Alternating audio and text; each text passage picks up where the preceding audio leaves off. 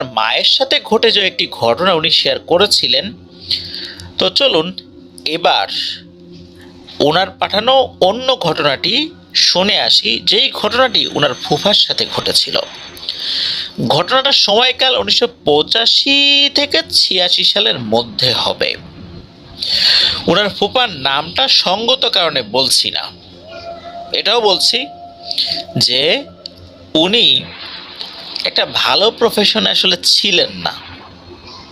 এটা আপনারা ঘটনা শুনলেই বুঝতে পারবেন। ওনার ফুপুর বিয়ে হয়েছিল ওনাদেরই বাড়ির পাশেই, ওনাদের বাড়ি থেকে 200 গজ দূরে হবে। তো ফুপুর বিয়ের পর ওনার প্রথম যে সন্তানটি হয়েছিল এটি ছিল ছেলে সন্তান। ছেলেটার নাম রাখা হয় নান্টু। ঘটনার সময় ছেলের বয়স ছিল 10 থেকে 12 বছর। তো এই যে রুবেল ভাইয়ের ফুপা, উনি কি করতেন, একটা অবৈধ ব্যবসা করতেন, সেটা হচ্ছে বাংলা মদের ব্যবসা করতেন। উনি বাড়িতেই বাংলা মদ তৈরি করতেন, উনি নিজেও এই বাংলা মদ খেতেন এবং বাজার এক সাইডে একটি ঝোপ রয়েছে, বাঁশের ঝোপ, সেখানে বসে এই বাংলা মদ বিক্রি করতেন। এই ঝোপঝাড়ের পাশেই ছিল একটি মন্দির, 50 থেকে 80 মিটারের মধ্যে হবে আর কি। তো বাজারের বর্ণনাটা আমরা একটু দিয়ে রাখি। এই বাজারের নাম হচ্ছে ত্রিমোহনী বাজার। এই বাজার থেকে এই চকাদিন গ্রামে যেতে একটি মন্দির পড়ে। বাজার এবং হাট খুবই পরিচিত, নওগাঁ জেলার সকলেরই পরিচিত। তো এই বাজারে যদি কেউ নাও এসে থাকে তবুও তার নাম কিন্তু আশেপাশের অনেকেই জানে। তো এটা তো রানীনগর উপজেলাতেই রয়েছে। তো ওনার ফুপার বন্ধু কিছু মুসলিম ছিলেন, কিছু হিন্দু ছিলেন। তো কয়েকজনের নাম বলছি, হরেন কাকা, নিপেন কাকা। আর মুসলিম যারা ছিলেন এদের মধ্যে বাচ্চু, সালামত, এনারা রয়েছেন। তো এই যে রুবেল ভাইয়ের ফুপা, উনি করতেন কি, সারাদিন মদ বানাতেন, সন্ধ্যার পরে বিক্রি করতেন। আর যারা এই বাংলা মদ খেয়ে অভ্যস্ত তারা কিন্তু জানতেন যে কোথায় মদ বিক্রি হয়। তারা কিন্তু ঠিকই চলে আসতো সময় মতো, জায়গা মতো। তো একদিন হয়েছে কি, এই যে বাচ্চু এবং সালামত কাকা, তো এরা তো আসছে, ফুপাও তো ওই ঝোপের মধ্যে বসে আড্ডা মারছে, মদ বিক্রি করছে, মদ কেনা বেচা চলছে। মদ কেনার পার্টি আসছে, কিনে চলে যাচ্ছে, কেউ বসে খায়, কেউ আবার নিয়ে যায়। তো এই বেচা কেনা চলতো রাত প্রায় 12টা-1টা পর্যন্ত। গ্রামের রাত 12টা-1টা তো অনেক রাত, বুঝাই যাচ্ছে। 85-86 সালের কথা বলছি। তো বিদ্যুৎ যদি ওই এলাকায় ওই সময় থেকেও থাকতো, এই ঝোপঝাড়ের মধ্যে নিশ্চয়ই অন্ধকার, চারদিকে শুনশান নীরব জায়গায় তো এই ধরনের অবৈধ কাজগুলো করতে হয়, তা না হলে তো বিপদ হতে পারে। বেচা কেনা হচ্ছিল, গল্প হচ্ছিল, হঠাৎ করে হয় কি, এই রুবেল ভাইয়ের ফুপার মাথায় একটা দুষ্টু বুদ্ধি আসে। তো ওনার ফুপা বলল যে, এই শোন বাচ্চু আর সালামত, তোদের দুজনকেই বলি, এই মন্দিরের ভেতর থেকে যে একটা মূর্তি এখানে আনতে পারবে, আনার পর আবার ঠিকঠাক মতো ওখানে রেখে আসতে পারবে, তাহলে তাকে আমি কালকে ফ্রিতে মদ খাওয়াবো। তো এই যে বাচ্চু নামের যে লোকটা, তার কিন্তু টাকার কোনো সমস্যা নাই, আর সে এমনি মদ খাচ্ছে মাতাল, ঠিক আছে, কিন্তু অন্য আর একটা ধর্মের স্থাপনায় গিয়ে এরকম একটা কাজ করবে, এই বিষয়ে কিন্তু তার মাথা ঠিকঠাক মতো কাজ করছে না, কাজটা করা ঠিক হবে না। কিন্তু এই যে সালামত নামের আর একটা লোক আছে না, ইনি কিন্তু একটু গরিব মানুষ, তার তো প্রতিনিয়তই এই মদ খেতে গেলে টাকা পয়সার দরকার হয়, অনেক সময় বাড়িতে এটা নিয়ে হই হট্টগোল করতে হয়, তার স্ত্রীর সাথে অনেক সময় কলহ বিবাদে তাকে লিপ্ত থাকতে হয়, অনেক সময় তার স্ত্রীর কাছ থেকে জোর করে টাকা নিয়ে এসে এই বাংলা মদ কেনে। তো যদি এক রাত ফ্রিতে খাওয়া যায় তাহলে আর খারাপ কি। এই যে সালামত, যে উনি ফুপাকে বলেন যে আমি যাব। তো ফুপা বলে যা নিয়ে আয়। সে গেছে মন্দিরে, নিয়েও আসছে। এই মূর্তিটা ছিল হচ্ছে লক্ষ্মীর মূর্তি। এই মূর্তিটা কিন্তু মন্দিরে নাকি সবসময় থাকে। যারা হিন্দু ধর্মাবলম্বী ভাইরা আছেন তারা বলতে পারবেন, আমি এই বিষয়ে অতটা বলতে পারবো না। তো এই মূর্তিটাকে যখন নিয়ে আসছে তখন ফুয়া বলছে আচ্ছা ঠিক আছে নিয়ে আসছিস, সাহসের কাজ করছিস, যা এবার ঠিকঠাক মতো রেখে আয়, কেউ যেন বুঝতে না পারে। এখন এই সালামত বলে ওঠে, ওরে বাবা রে, আমি এখন এটা রেখে আসতে পারবো না রে, আমি আনছি কিন্তু রাখতে পারবো না। আমার বাবা ফ্রি মদ খাওয়া লাগবে না, তুই রেখে আয়। তখন ফুপা রেগে বলেন, যাই বেটা, এটা কি কথা ছিল? আমার কি রাখতে চাওয়ার কথা? তুই আনছিস, তুই রেখে আয়। সালামত বলে, না, কি কথা ছিল কি ছিল না তা আমি জানি না, আমার এখন সাহস হচ্ছে না, আমি এখানে যাব না। এখন সমস্যা হচ্ছে যে এই যে ফুপা, উনি যে এইখানে বসে মদ বিক্রি করেন, এ তো গ্রামের কম বেশি সবাই জানেন, সব ধর্মের লোকই জানেন। মদ বিক্রি করে সেটা একরকম বিষয়, এটা একটা অবৈধ কাজ। কিন্তু মদ বিক্রি করতে গিয়ে অন্য একটি ধর্মের স্থাপনায় গিয়ে সেখানে কেউ এই ধরনের কাজ করবে, এটা তো গ্রামবাসী কোনোভাবেই মেনে নেবে না। মূর্তিটা এখানে নিয়ে আসছে, এখন যদি এটা এখানে থেকে যায় আর এটা যদি সকালে উঠে কেউ দেখে যে এই যারা মাতাল যেগুলো ছিল মদ খেতে আসছে, এরা মন্দির থেকে মদ খেয়ে মন্দির থেকে মূর্তি নিয়ে এখানে রেখে গেছে, তাহলে তো প্রত্যেকটাকে সাঁড়াশি অভিযান চালিয়ে ধরে ফেলবে এবং এদের তো বড় ধরনের বিচার হবে। আর সবচেয়ে বড় বিচারটা হবে হচ্ছে এই ফুপার, কারণ সে এখানে ব্যবসা করে, তার কারণেই এই ঘটনাটা ঘটছে। ফুপা তো পড়ে গেছেন বিপদে, এখন কি করি? ঝামেলা তো আসলে ফুপাই ঘটাইছেন, তাকেই সমাধান করতে হবে। তখন ফুপা ওই সালামতকে বলছেন যে ঠিক আছে, তোদের কাউকে যাইতে হবে না, আমি যাচ্ছি, ঝামেলা যেহেতু আমি বাধাইছি, আমি এটার সমাধান করে আসি। ফুপা কি করছেন, মূর্তিটাকে কাঁধে উঠায় ঠিকঠাক মতো উনি যাচ্ছেন। উনি ঠিকঠাক মতো গিয়ে মূর্তিটা জায়গা মতো রেখেও আবার চুপটি করে বাইরে যখন চলে আসতে যাবেন, তখন উনি খেয়াল করেন ওই হাঁটার সময় ঝাঁকি লেগেছে, ওই মূর্তির একটা হাত ভেঙে ঝুলছে। এখন এটার তো সমাধান ওই সময় আর উনি করতে পারবেন না। উনি চুপি চুপি দ্রুত বের হয়ে চলে আসেন আগের জায়গায়। আগের জায়গায় যখন আসেন, এরপরও কিছু বেচাকেনা হয়। বেচাকেনা হওয়ার পর উনি যথারীতি বাড়ির পথে রওনা হন। তো ওই ঝোপঝাড়ের ভেতর থেকে যখন উনি বের হয়েছেন, ওনার সাথে তো ওনার কিছু সাঙ্গপাঙ্গ আছেই যারা ওনার কাছ থেকে মদ কেনে। যখন বের হয়েছে তখন ওর খেয়াল করে যে আকাশে কিন্তু চাঁদ আছে, পূর্ণিমা না হলেও চাঁদের আলো ভালোই ছিল, আকাশের কোথাও মেঘের ছিটে ফোটাটাও নাই। কিন্তু হঠাৎ করে ওনারা দেখেন যে ওনাদের মাথার উপরে মনে হচ্ছে কোন একটা কালো ছায়া আছে, যেটা ওনারা মাটির দিকে তাকায় প্রথম বুঝতে পারছিলেন।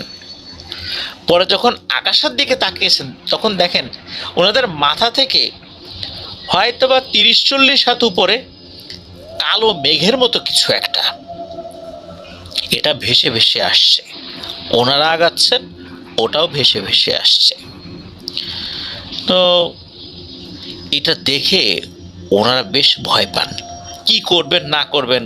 আবার হয় কি, ওইখানে যারা আসছিল বা ফুপার সাথে যারা ছিল আর কি, এরা তো অনেকেই আবার ড্রাঙ্ক ছিল, মাতাল অবস্থায় ছিল, দেশি মদ খেয়েছে। এখন একজন আর একজনকে বলছে, এই মাথার উপরে কি রে? আর একজন আবার বলছে যে মাথার উপর তো মনে হচ্ছে মেঘ। আর একজন বলছে, আরে দূর, তুই মনে একটু বেশি খেয়ে ফেলছিস, কিছুই নাই, আমি তো কিছুই দেখি না, এরকম করে বলছেন। কিন্তু এভাবে বলতে বলতেই হঠাৎ করে ওই মেঘের মতো ওই জিনিসটার ভেতর থেকে ভয়ঙ্কর একটা আওয়াজ ভেসে আসে। আর আওয়াজটা মূলত এই ফুপাকে উদ্দেশ্য করে বললে, ফুপার নাম ধরে বলে, ফুপার নামটা তো আমরা সংগ্রহ করে বলছি না, ফুপার নাম ধরে বলে, কাজটা তুই ভালো করিস নাই, এর মাসুল তোকে দিতেই হবে। এটা যখন শুনেছেন তখন তো ওনারা যারা ছিলেন পরিমরি করে যে যার বাড়ির দিকে দৌড়, বাড়ির দিকে তারা ফিরছিলেন, একটা জায়গায় এসে হয়তো বা তারা আলাদা আলাদা হয়ে যেতেন, যে যার বাড়ির দিকে চলে যেতেন, কিন্তু ওই সময় কে কোন দিকে দৌড়েছে তার কোনো ঠিক ঠিকানা নেই। এরপর ফুপা তো বাসায় চলে আসছেন। বাসায় আসার পর উনি আসলে এটা নিয়ে খুব বেশি চিন্তা করেন নাই, কারণ উনি তো মদ বিক্রি করতেন, খেতেন, উনিও তো নেশাগ্রস্ত অবস্থায় ওই সময় ছিলেন আর কি। উনি আবার চিন্তা করছেন, দূর কি না কি শুনছি, এরকম মাতাল থাকলে এরকম একটু একটু উল্টাপাল্টা হয়। উনি কিন্তু আসলে ওরকম কিছু মনে করেন নাই। এরপর কয়েক রাত হয়ে যায়, এই কয়েক রাতের মধ্যেও কিন্তু উনি আবার সেই ঝোপঝাড়ের ওখানে গিয়ে কিন্তু মদ বিক্রি করেছেন। 3 রাত পার হয়ে গেছে, কিছু হয় নাই, কোনো সমস্যা হয় নাই, স্বাভাবিক ছিল সব কিছু। 4র্থ রাতে ঘটে এক মর্মান্তিক ঘটনা। ওই সময় অবশ্য ফুপা চলে আসছেন বাড়িতে, তার এই অবৈধ ব্যবসার যে দৈনন্দিন কাজ সেগুলো করে। তো বাড়িতে আসার পর উনি শুয়ে পড়েছেন। তো এই যে ওনার ছেলে নান্টু, যে এই নান্টু আবার তার মাকে মানে ফুপুকে বলছেন যে, মা বাইরে যাব, ওয়াশরুমে যাব। তো গ্রামের ওয়াশরুম ঘরের বাইরে। তখন এই ফুপা ফুপুকে বলে যে, আচ্ছা ঠিক আছে, তোমার ঘুম থেকে উঠতে হবে না, আমি ওকে নিয়ে যাচ্ছি। ফুপা অবশ্য তখনও ঘুমান নাই, কারণ ওদের রাত করে ফেরেন আর কি। একটা হারিকেন নিয়ে ছেলেকে নিয়ে বের হয়েছেন। তো ওইখানে যে ওয়াশরুমের যে জায়গাটা, ওইটা ঘর থেকে একটু দূরে, ওই জায়গায় আবার বেশ ঝোপ জঙ্গল ছিল আর কি। তো নান্টুকে উনি ওদিকে এগিয়ে দিচ্ছেন। নান্টুর হাতে আবার হারিকেনটা ছিল, কারণ সে হারিকেনটা নিয়েই ঘরের মানে ওই ওয়াশরুমের ভিতরে ঢুকবে আর কি। এখন নান্টু তো একদম ছোট না, ঘটনার সময় তার বয়স 10 থেকে 12 বছর। তো নান্টু যখন হাতে হারিকেন নিয়ে ওয়াশরুমের কাছাকাছি চলে এসেছে, তখন সে দেখতে পায় বলের মতো কিছু একটা গড়িয়ে গড়িয়ে ওর দিকে আসছে। চিন্তা করে কি ব্যাপার, রাতের বেলা এই কি জিনিস গড়িয়ে গড়িয়ে আসে। সে চিন্তা করছে যে তাল কি গড়িয়ে গড়িয়ে আসছে কিনা, কিন্তু ওইখানে কোনো তাল গাছ ছিলও না। তাল গাছ ছিল, অনেক দূরে ছিল, আর তখন তাল পাকার সময়ও না। এমত অবস্থায় হঠাৎ করে সে দেখতে পায় যে এটা আসলে কোনো বল না, কোনো তালও না, এটা বড়সড় একটা মানুষের মাথা। এই মাথাটা গড়িয়ে গড়িয়ে ওর কাছে চলে এসেছে, ওর থেকে প্রায় 1 থেকে 1.5 হাত দূরে আসে। তখন মাথাটা সোজা হয়ে যায়, সোজা হয়ে নান্টুর দিকে তাকিয়ে একটা বিকট হাসি দেয়। এই হাসিটা ছিল নাকি খুবই ভয়ঙ্কর, যা এতটুকু বাচ্চার পক্ষে সহ্য করার মতো ছিল না। এতটুকু বাচ্চা কেন, কোনো মানুষের পক্ষে এটা সহ্য করা সম্ভব নয়। নান্টু ওই জিনিসটা দেখে দিয়েছে প্রচন্ড জোরে এক চিৎকার। আর ওর কাছে তো হারিকেন ছিল, হারিকেনের আলো সেই স্পর্শটা দেখেছে। আর ফুপা তো একটু দূরেই দাঁড়ানো ছিল, উনি আবার এটা খেয়াল করেন নাই। উনি চিৎকার শুনে দ্রুত এখানে আসছেন, এসে বলছে যে, নান্টু কি হয়েছে, চিৎকার দিলি কেন? তখন নান্টু বলে যে, আব্বা আমি তো এটা দেখছি। এটা বলতে বলতেই নান্টু জ্ঞান হারিয়ে ফেলে। এই যে নান্টুর অজ্ঞান হয়ে যাওয়া, সে যে জ্ঞান হারালো, নান্টুর জ্ঞান আর কখনোই ফেরত আসেনি। অজ্ঞান অবস্থাতেই নান্টু মারা যায়। তাকে ঝাড়ফুঁক করা বা অন্য কোনো ধরনের চিকিৎসা করারও কোনো সুযোগ হয়নি। জাস্ট খালি মৃত্যুর আগে তার বাবাকে এটা বলে যেতে পেরেছিল। পরদিন তার জানাজার নামাজে ইমামতি করেছিলেন এই রুবেল ভাইদেরই এক নানা। দাফন কাফন শেষে নানা ফুপাকে বলেছিলেন যে দোষটা তোমার, তোমার মৃত্যুর জন্য, তোমার ছেলের মৃত্যুর জন্য তুমি একমাত্র দায়ী, তোমার কারণে তোমার ছেলে মরছে। ইমাম সাহেব ওই সময় আর কিছু বলেন নাই। ফুপা বুঝতে পেরেছিলেন যে উনি কি ভুলটা করেছিলেন। এরপরে ফুপার 2জন ছেলে 2জন মেয়ে হয়েছিল। তারা সবাই এখন ভালো আছে, তাদের সবার বিয়েও হয়ে গেছে। আর এই যে ফুপার যে 2টা বন্ধু, তাদের কিন্তু কিচ্ছু হয় নাই, তাদের সাথে কোনো ভয়ের ঘটনা ঘটে নাই, তারা স্বাভাবিকই ছিল। তারা 2জনও এখন জীবিত নাই, তাদের মৃত্যু স্বাভাবিকভাবে হয়েছে। আর এত কিছুর এত কিছু হয়ে গেল, এই ফুপা কিন্তু তার ব্যবসা বন্ধ করে নাই, উনি ওনার মতো করে ব্যবসা করেই গেছেন। ফুপা 2014 সালে মারা গিয়েছেন। ফুপু এখনো জীবিত আছেন। তো সঙ্গত কারণে ফুপার নামটা আমরা বলি নাই, উনি এরকম একটা ব্যবসা করতেন যেহেতু উনি মারা গিয়েছেন। আর মূলত ঘটনা যেটা হয় সেটা হচ্ছে যে পরবর্তীতে জানা যায় মন্দিরে একটা পাহারাদার জিন ছিল। এই ধরনের ঘটনা যখন ঘটে তখন এই পাহারাদার জিনটা খুব ক্ষিপ্ত হয়েছিল, যার কারণে সে প্রতিশোধ হিসাবে ফুপার ছেলে নান্টুকে ভয় দেখায়। আর এই ভয়ের কারণেই মূলত নান্টু মারা যায়। হতে পারে ওই ভয় দেখানোটা ওই পর্যন্তই থাকতো, কিন্তু ও তো মারাত্মক ভয় পেয়েছে, যার কারণে সে মারা যায়। আর ও মারা না গেলেও হয়তো পরবর্তীতে আরও বড় ধরনের ক্ষতি করত। তবে এতটুকুর মধ্যেই এই বিষয়টা শেষ হয়ে যায়, আর পরবর্তীতে কোনো সমস্যা হয়নি। আর এই ঘটনায় যাদের নাম বলা হয়েছে ওরা কেউই এখন আর জীবিত নেই, এটাই আমাদেরকে জানিয়েছেন রুবেল ভাই। প্রিয় লিসেনার্স, আমরা যেই ধর্মেরই হই না কেন, আমরা অন্য কোনো ধর্মীয় স্থাপনা অপবিত্র করা, নোংরা করা, সেটার ক্ষতি সাধন করা, এটা কিন্তু করা আমাদের উচিত নয়, এটা কারোরই উচিত নয়। যার যার ধর্ম সেই পালন করবে। তো এটা আমাদের ধর্ম শিক্ষা দেয় না। এটাই এই ঘটনার একটি শিক্ষণীয় বিষয়।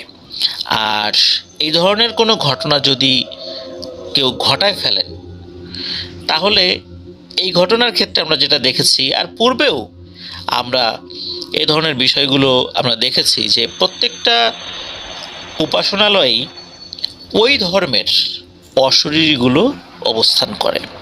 তারা কিন্তু খুব ক্ষিপ্ত হয়, আর হেন কর্মকাণ্ডের কারণে ওরা প্রতিশোধ গ্রহণ করে, যেটা এই ফুপার বেলাতেও হয়েছে। ফুপার নিজের সাথে সমস্যা না হলেও তার একটি সন্তানকে কিন্তু হারাতে হয়েছে। প্রিয় লিসেনার্স, চলুন চলে যাব আমাদের এবার এপিসোডের পরবর্তী আরও একটি নতুন ঘটনায়। প্রিয় লিসেনার্স,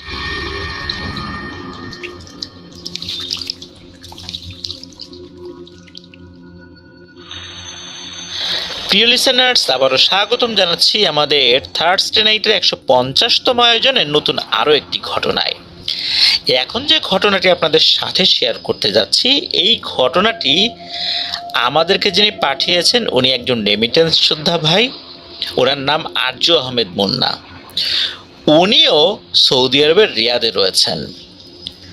ওনার দেশের বাড়ি গাজীপুর জেলার টঙ্গী উপজেলার এরশাদনগর 8 নং ব্লকে। ঘটনার এক্সাক্ট সাল উনি বলতে পারেন নাই, তবে উনি বলেছেন যে 2005 থেকে 10 সালের মধ্যবর্তী কোনো একটি সালে ঘটেছে। সময়টা শীতকাল ছিল। ওই সময় ওনার বয়স ছিল 13 থেকে 15 বছরের মধ্যবর্তী।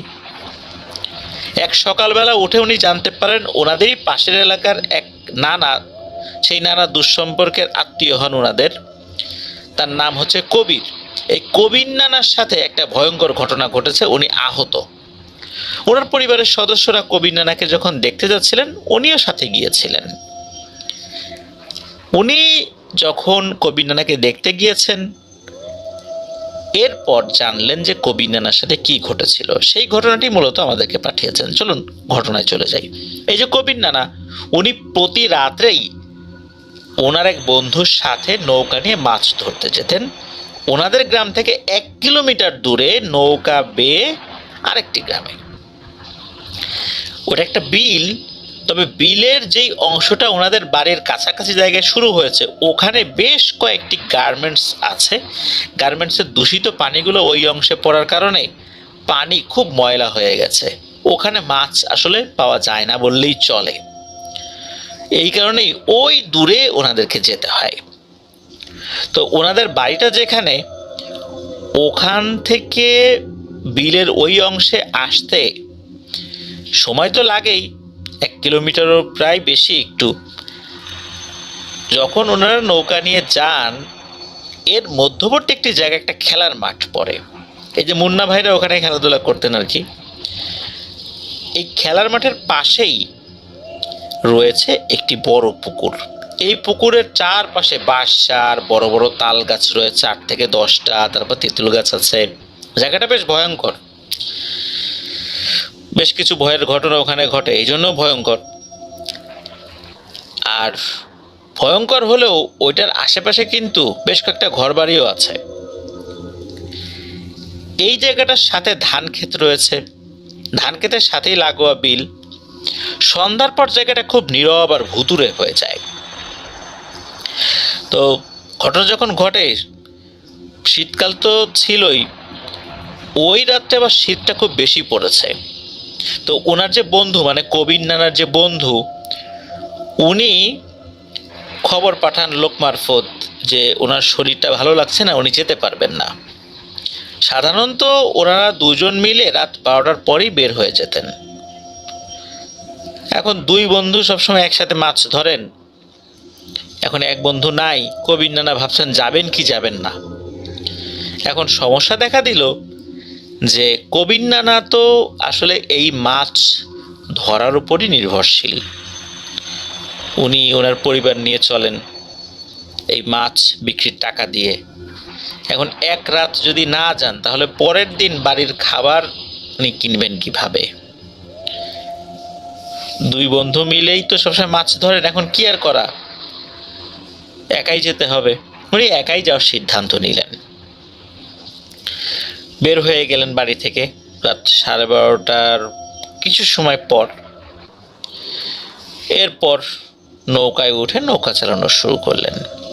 বিলের ওই জায়গাটাতে যেতে প্রায় 45-50 মিনিটের মতো সময় লাগলো। উনি চলে আসেন, মাছ ধরা শুরু করেছেন। মোটামুটি ঘন্টা খানেক মাছ ধরেছেন। মাছ আল্লাহর রহমতে ভালোই পেয়েছেন। শীতটা তো খুব বেশি পড়েছিল ওই রাত্রে, এই জন্য বেশি মানুষ মাছ ধরার জন্য বের হয় নাই। ওখানে যে শুধু ওনারা মাছ ধরতে আসতেন বিষয়টা এরকম না, আরও অনেক মানুষই ওই জায়গার আশেপাশে মাছ ধরতেন। তো উনি চিন্তা করলেন যে না, আজকে আর মাছ ধরবো না, একে তো শীত বেশি পড়েছে, তারপর উনি একা যাই বাড়ির দিকে রওনা দিই, এই চিন্তা করে উনি জাল গুছিয়ে নিয়ে নৌকা নিয়ে রওনা দিয়েছেন। কিছুক্ষণ আসার পর ওই যে যে জায়গাটার কথা আমরা শুরুতে বলেছিলাম যে বিলের পাশে একটা খেলার মাঠ রয়েছে, পুকুর, তাল গাছ, বাঁশঝাড়, তেঁতুল গাছ, ওই জায়গাটার কাছেই যখন উনি আসেন আর কি নৌকা চালাতে চালাতে, তখন হঠাৎ করে খেয়াল করলেন ওই যে তাল গাছ যেগুলো, ওখানকার যে জায়গাটা, ওই জায়গার ওইখান থেকে 4 থেকে 5 বছর বয়স হবে এরকম একটা বাচ্চা ছেলে হাঁটাহাঁটি করছে। উনি তো ওই গ্রামের লোক, উনি চিন্তা করেছেন যে কার ছেলে রাতের বেলা মনে হয় পথঘাট ভুল করে এখানে চলে আসছে, এত রাত্রে এই ছেলেটা কিভাবে আসলো উনি চিন্তা করছেন আর কি। আর গ্রামের মানুষ রাতের বেলা মাছ ধরেন, কবির নানারও তো ভয় ডর আসলে কমই একটু। উনি স্পষ্টভাবে ওই বাচ্চাটাকে দেখেছিলেন। উনি এটাকে কোনো প্যারানর্মাল কিছু ভাবেন নাই, উনি স্বাভাবিকভাবে নিয়েছেন যে ভুল করে বা অনেকে ঘুমের ঘরে বের হয়ে যায় না ঘর থেকে, ওই রকম হয়তো বা বের হয়ে গেছে, বা রাত্রেবেলা ওয়াশরুমে জন্য বের হয়েছে ঘুমের ঘরে, এরপর আর পথ খুঁজে পাচ্ছে না, হাঁটতে হাঁটতে দিকে চলে আসে, এরকম হয় অনেক সময়। সময়টা উনি বলেছিলেন যে রাত তখন 3টা কি 4টার মধ্যেই হবে সময়, এরকমই আন্দাজ করেছিলেন। উনি কি করেছেন, নৌকাটা তীরে নিয়ে একটা জায়গায় কোনোভাবে আটকে ওই বাচ্চাটার দিকে উনি এগিয়ে যাচ্ছেন। বাচ্চাটাও তাকে দেখে ওই তাল গাছের নিচ থেকে হেঁটে কবির নানার কাছে আসছে। তো উনিও এগিয়ে যাচ্ছেন, বাচ্চাটাও আসছে।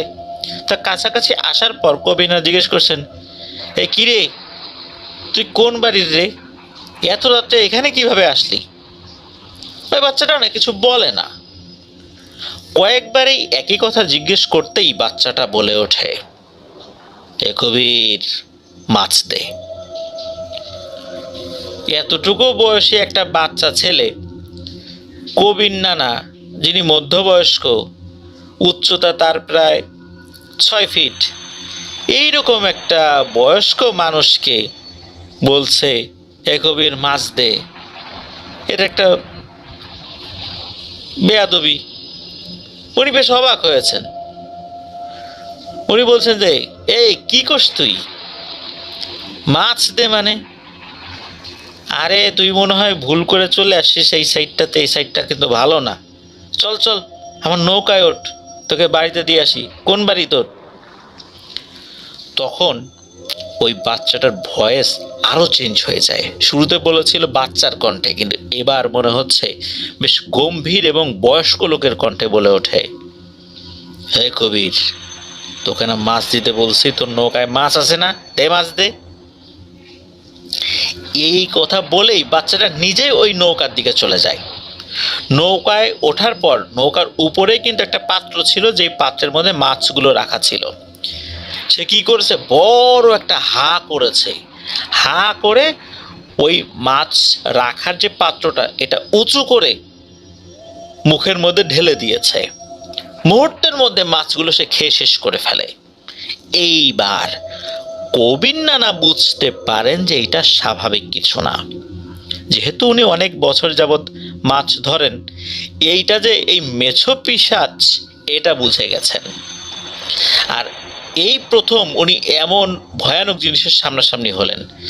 সবসময় তো ওনার বন্ধুর সাথে মাছ ধরতেন, এরকম ভয়ানক জিনিসের মুখোমুখি কখনো হন নাই। এমনি টুকটাক জিনিসের অভিজ্ঞতা তো রাতের বেলা মাছ ধরতে গেলে সবাই পায়, কিন্তু এরকম কোনো ভয়ঙ্কর জিনিসের মুখোমুখি উনি এর আগে হন নাই। কবির নানা তো ভয়ে ওইখানেই দাঁড়িয়ে সব দেখছেন, কারণ উনি যে দৌড় দিয়ে সরে যাবেন, উনি যাবেনটা কোথায়? আশেপাশে তো শুধু বিল আর ধান ক্ষেত, আর এই নৌকাটাই ওনার একমাত্র সম্বল। আর নৌকায় আছে ওনার জাল, যেটা দিয়ে উনি মাছ ধরেন। এটা উনি যে রেখে চলে যাবেন, ওনার কি হবে? আর উনি যে দৌড় দেবেন সেই শক্তিটাও ওনার শরীরে ওই মুহূর্তে ছিল না। এদিকে ওই মেছো পিশাচটা মুহূর্তের মধ্যে সব মাছ খেয়ে ব্যাঙের মতো একটা লাফ দিয়েছে, এক লাফে আবার ওনার সামনে এসে পড়ছে। এরপর বলছে গম্ভীর কণ্ঠে, অনেক দিন ধরে তোকে ধরার সুযোগে আছি, এইখান দিয়ে যাস আসিস, মাছ নিয়ে যাস, তোরা দুজন একসাথে থাকিস দেখে কিছুই করতে পারি না। কিছু করতে পারি না দেখেই তোর উপর আমার খুব রাগ। তোর কাছ থেকে একটা মাছও এ পর্যন্ত নিতে পারি না। অনেকটাই ভয় ভীতি দেখায় মাছ টাছ নেই, তাহলে তোর কাছ থেকে এখনো পর্যন্ত নিতে পারি নাই। আজকে তোরে পাইছি রে, আজকে আমার সব ক্ষোভ তোর উপর মিটাবো।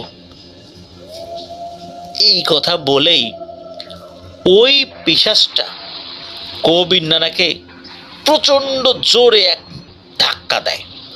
এক ধাক্কায় নানা ছিটকে গিয়ে উপরের দিকে পড়ে।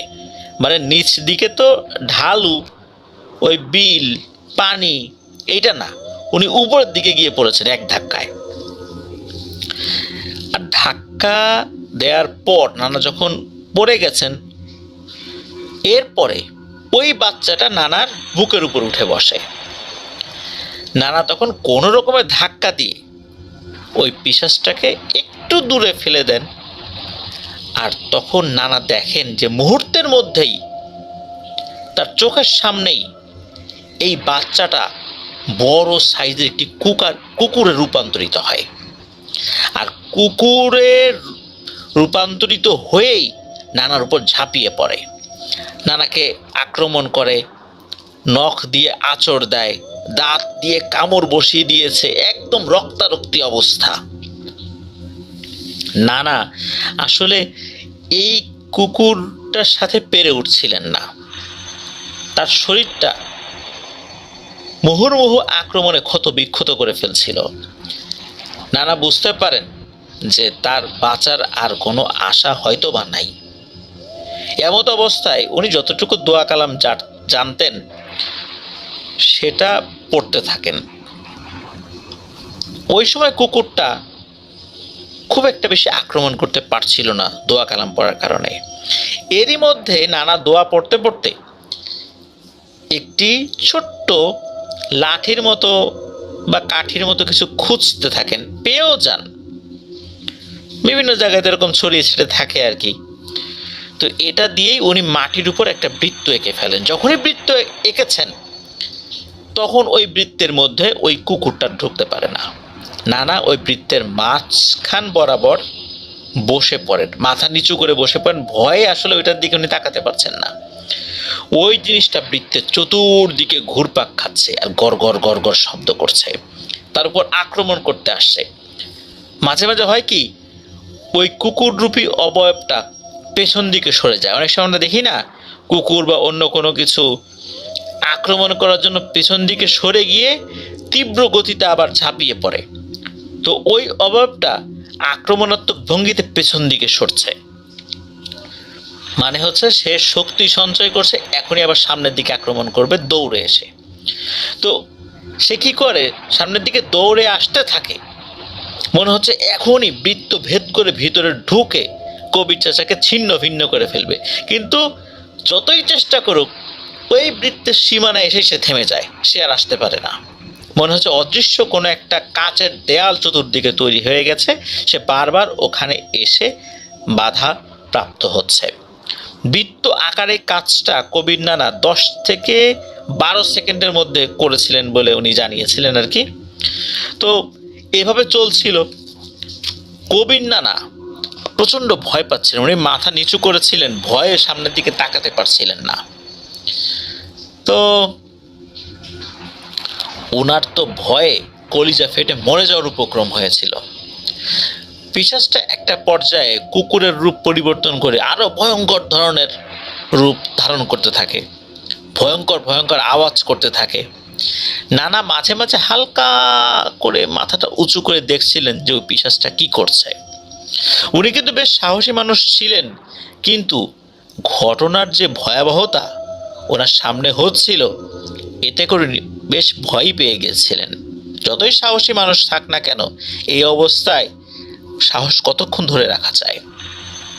একটা পর্যায়ে উনি খেয়াল করলেন এই পিশাচটার ভয়ানক আওয়াজ আস্তে আস্তে কমছে। দূরে একটা মসজিদ ছিল, এটা উনি জানতেন। আর শীতকালে যেটা হয়, ফজরের আজানটা তো বেশ দেরিতেই দেয়। গরমকালে কিন্তু এই সময় ফজর আজান দিয়ে দেয়। উনি চিন্তা করছেন যে ফজর আজানটা কখন দেবে। যখন উনি বুঝতে পারলেন যে পিশাচটার তর্জন গর্জন অনেকটা কমে আসছে, তার মানে ফজর ওয়াক্ত ঘনিয়ে এসেছে। এরই মধ্যে আল্লাহর রহমতে সময় হয়ে যায় ফজরের আজানের। মসজিদের মাইকে আজানের শব্দ ভেসে আসে আল্লাহু আকবার বলে। আর ওই সময় ওই পিশাচটা এমন একটা আকৃতি ধারণ করে, ব্যাং টাইপের কিছু একটা, কিন্তু ব্যাং না। ওই জিনিসটার মুখটা কবির নানার দিকে ঘোরানো ছিল। ওই অবস্থাতে বলে ওঠে, ভাবিস না, সময় শেষ, আবার দেখা হবে তোর সাথে, আবার ধরি তোরে, তখন বুঝবি মজা কেমন লাগে। এইটা বলার পরেই ওই ব্যাঙটা পেছন দিকে লাফ দিতে থাকে। অর্থাৎ ব্যাঙ যদি লাফ দেয়, মুখটা যদি সামনের দিকে থাকে, সামনের দিকে মুখ রেখে উল্টো দিকে লাফ কিন্তু ব্যাঙ দেয় না, সাধারণত ঘুরে সামনের দিকে লাফ দেয়। ওই ব্যাঙের মতো, ব্যাঙই বলছি কারণ ওটা ব্যাঙের মতোই লাফাচ্ছিল, কিছুটা ব্যাঙের মতোই ছিল, এটাই জানিয়েছেন কবির নানা। সে উল্টো দিকে লাফাতে থাকে। সে এক লাফ দেয়, 50-60 হাত পেছনে গিয়ে পড়ে, আবার লাফ দেয়, আবার লাফ দেয়, এক একটা লাফে লাফে কয়েকটা ধান ক্ষেত পাড়ি দিয়ে সে চলে যাচ্ছে। এইভাবে দিতে দিতেই সে হাওয়ায় মিলিয়ে যায়। কবির নানা বুঝতে পারেন যে আলহামদুলিল্লাহ বিপদ এখন কেটে গেছে। তো এই জিনিসের আক্রমণে ওনার পোশাক আশাক বিভিন্ন জায়গায় ছড়িয়ে ছিটিয়ে গিয়েছিল। শরীরে তো আসলে পোশাক ওইভাবে রাখতেও পারেন নাই এরকম আক্রমণের কারণে। উনি দ্রুত ওনার পোশাকগুলো ঠিকঠাক করে আবার উনি বাড়ির দিকে রওনা দেন। উনি বাড়িতে চলেও আসেন আল্লাহর রহমতে। বাড়িতে এসেই উনি চিৎকার দিয়ে ওনার স্ত্রীকে ডাকতে থাকেন। কয়েকবার ডাক দিয়ে উনি অজ্ঞান হয়ে পড়ে যান। তো ওনার চিৎকারে বাড়ির সবার ঘুম ভেঙে যায়। বাইরে এসে দেখে যে ওনার শরীরে এইরকম ক্ষতবিক্ষত অবস্থা, শরীরের বিভিন্ন জায়গা থেকে রক্ত বের হচ্ছে। বোঝাই যাচ্ছে হিংস্র কোনো প্রাণী ওনার উপর আক্রমণ করেছে। তো ওনাদের বাড়ির 5 থেকে 6 বাড়ি পরেই ওই এলাকারই একজন ডাক্তার রয়েছে। তো এত ভোরবেলা তো উনি আসলে দোকান খোলেন নাই, তাই ওনার বাড়ি থেকেই তাকে ইমার্জেন্সি ডেকে আনা হয়। ডাক্তার এসে ব্যান্ডেজ করে দেন, ওষুধ দেন, আরও কিছু পরামর্শ দেন। কারণ যেহেতু কুকুরের আক্রমণ, সেটা কোনো জিন রূপ লাভ, মানে ওই কুকুরের রূপ লাভ করেই তার উপর আক্রমণ করুক আর যাই করুক, ইঞ্জেকশন দিতে হবে। তো এই পরামর্শগুলো দিয়ে যান। পরের দিন সকালবেলা যে মানে চারদিকে খবর উঠে যায় যে কবির নানাকে আক্রমণ করেছে জিনে। এই খবর যখন এই মুন্না ভাইদের বাড়িতে আসে, তখন মুন্না ভাই তার পরিবারের সাথে দেখতে গিয়েছিলেন কবির নানাকে। তখন এই ঘটনাটি শুনেছিলেন। গিয়ে দেখেন যে কবির নানা একটি কাঠের চেয়ারে বসে আছেন, তার শরীরে বিভিন্ন জায়গায় ব্যান্ডেজ লাগানো, বিভিন্ন জায়গায় তখনও রক্ত ছোপ ছোপ ব্যান্ডেজের উপর দিয়েও দেখা যাচ্ছে, এমন একটা অবস্থা আর কি। উনি এই ঘটনার পর মাছ ধরা একদমই ছেড়ে দেন। উনি অনেক দিন অসুস্থ ছিলেন, ভারী কোনো কাজ কাম আসলে ওইভাবে উনি করতেও পারেন নাই। আল্লাহর রহমতে যখন উনি অনেক দিন পর সুস্থ হয়ে যান, তখন উনি মালয়েশিয়াতে চলে যান। তো আল্লাহর রহমতে উনি আর কোনো সমস্যা ফেস করেছেন বলে শোনা যায় নাই। তো এটি জানিয়েছেন মুন্না ভাই। এটাই ছিল ঘটনা। প্রিয় লিসেনার্স, মাছের ঘটনা আমাদের ভৌতিক ঘটনার জগতে ক্লাসিক্যাল ঘটনা বলতে হবে। কারণ কোনো একটা এপিসোড করলে মাছের ঘটনা ছাড়া এপিসোডটা মনে হয় কেমন যেন অসম্পূর্ণ থেকে যায়। এই জন্য মাছ ধরা রিলেটেড অনেক ঘটনাই আমরা পাই। মাছ ধরা রিলেটেড ঘটনাগুলো অনেক ক্ষেত্রে কিছু কমন থাকে আর কি। তারপরও এই ঘটনাগুলো আমাদের সকলের মধ্যেই ভিন্ন ধরনের এক অনুভূতি সৃষ্টি করে। চলুন প্রিয় লিসেনার্স, আমরা চলে যাই আমাদের এবারের এপিসোডের পরবর্তী আরও একটি নতুন ঘটনায়। প্রিয়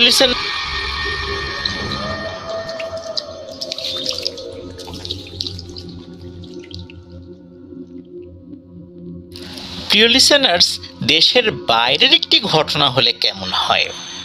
হ্যাঁ, এবার দেশের বাইরের একটি ঘটনা আপনাদের সাথে শেয়ার করব। এই ঘটনাটি আমাদেরকে যিনি পাঠিয়েছেন, ওনার নাম ফারদিন হোসেন চূড়ান্ত। ওনার সাথে গত 28শে ফেব্রুয়ারি বইমেলাতে দেখা হয়েছিল। ওনার বাড়ি ঢাকার হাজারীবাগে। ওনারা 2 ভাই 1 বোন। ওনার বড় বোন এবং বড় ভাই দুজনই জাপানে থাকেন, তাদের পরিবারও জাপানে থাকেন। তো ঘটনাটি জাপানে ঘটেছিল। জাপানের যেই এলাকায় ঘটেছিল, সঙ্গত কারণে সেই এলাকার নামটি বলছি না, কেননা ওই এলাকায় অনেক বাংলাদেশি পরিবার বসবাস করেন। চলুন ঘটনায় চলে যাই। ওনার বড় ভাই যেখানে গিয়ে বাসা নেন ওখানে কিন্তু ওনার বড় বোনও বসবাস করেন, তবে পাশাপাশি ফ্ল্যাটে আসলে ওনারা থাকতে পারেন নাই, কেননা ওই জায়গাতে পাশের ফ্ল্যাট ম্যানেজ করতে পারেন নাই ওনার বড় বোন, যার কারণে কাছাকাছি দূরত্বের মধ্যেই একটা ফ্ল্যাট উনি ঠিক করে দেন। ওই বিল্ডিংটা 2 তলা, নিচ তলাতে কেউ থাকে না, ওখানে দোকান করা হয়েছে, তবে দোকানটা বন্ধই পেয়েছেন যাওয়ার পরে ওনার বড় ভাই। 2য় তলাতে একটা ফ্ল্যাট, 3টা বেডরুম সেখানে। বেশ সুন্দর, বাসাটা দেখে ওনার পছন্দ হয়ে যায়। আর ওনার যে বড় বোন উনিও পরিবার নিয়ে থাকেন। ওনার 2টো বাচ্চা আছে, একজনের বয়স 6 বছর আর একজনের বয়স 4 বছর। ওনারা বেশ ভালোই আছেন ওখানে, তবে যেইখানে বাসাটা ঠিক করেছেন এই ফারদিন ভাইয়ের বড় ভাই, সেই জায়গাটা যে খুব নীরব বিষয়টা এরকম না, আশেপাশে জঙ্গল রয়েছে বিষয়টা এরকমও না, এটা একদম লোকাল এরিয়া, জনবহুল এরিয়াতেই বাসাটা ছিল আর কি। তো বাসাটা যখন নিয়েছেন সব কিছু ঠিকঠাকই ছিল আপাতত দৃষ্টিতে, কিন্তু ওঠার পরে উনি 2-3 দিন মোটামুটি ঠিকঠাক মতো চলেছেন, কোনো সমস্যা হয়নি। কিন্তু এরপর থেকেই শুরু হয়ে যায় কিছু সমস্যা। আপাতত দৃষ্টিতে শুরুর দিকে সমস্যাটা স্বাভাবিক বলে মনে হয়, কেননা উনি রাতের বেলা যখন বাসার সব কল মানে পানির কল বন্ধ করে রাখেন, একটা পর্যায়ে উনি পানি পড়ার শব্দ শুনতে পেতেন। তো কেউ কলটা ছেড়ে দিয়েছে, উনি আবার উঠে সে কল বন্ধ করতেন। দেখা গেল বেসিনের কল বন্ধ করেছেন, তো কিচেনের কল চলছে, সিঙ্কের উপর যে কলটা থাকে সেটা বন্ধ করেছেন। হঠাৎ করে দেখা যাচ্ছে যে ওয়াশরুমে কেউ ফ্লাশ করেছে, ফ্লাশ করলে এক ধরনের শব্দ হয়, শব্দটা পেতেন। আবার মনে হলো অন্য আর একটা জায়গায় কেউ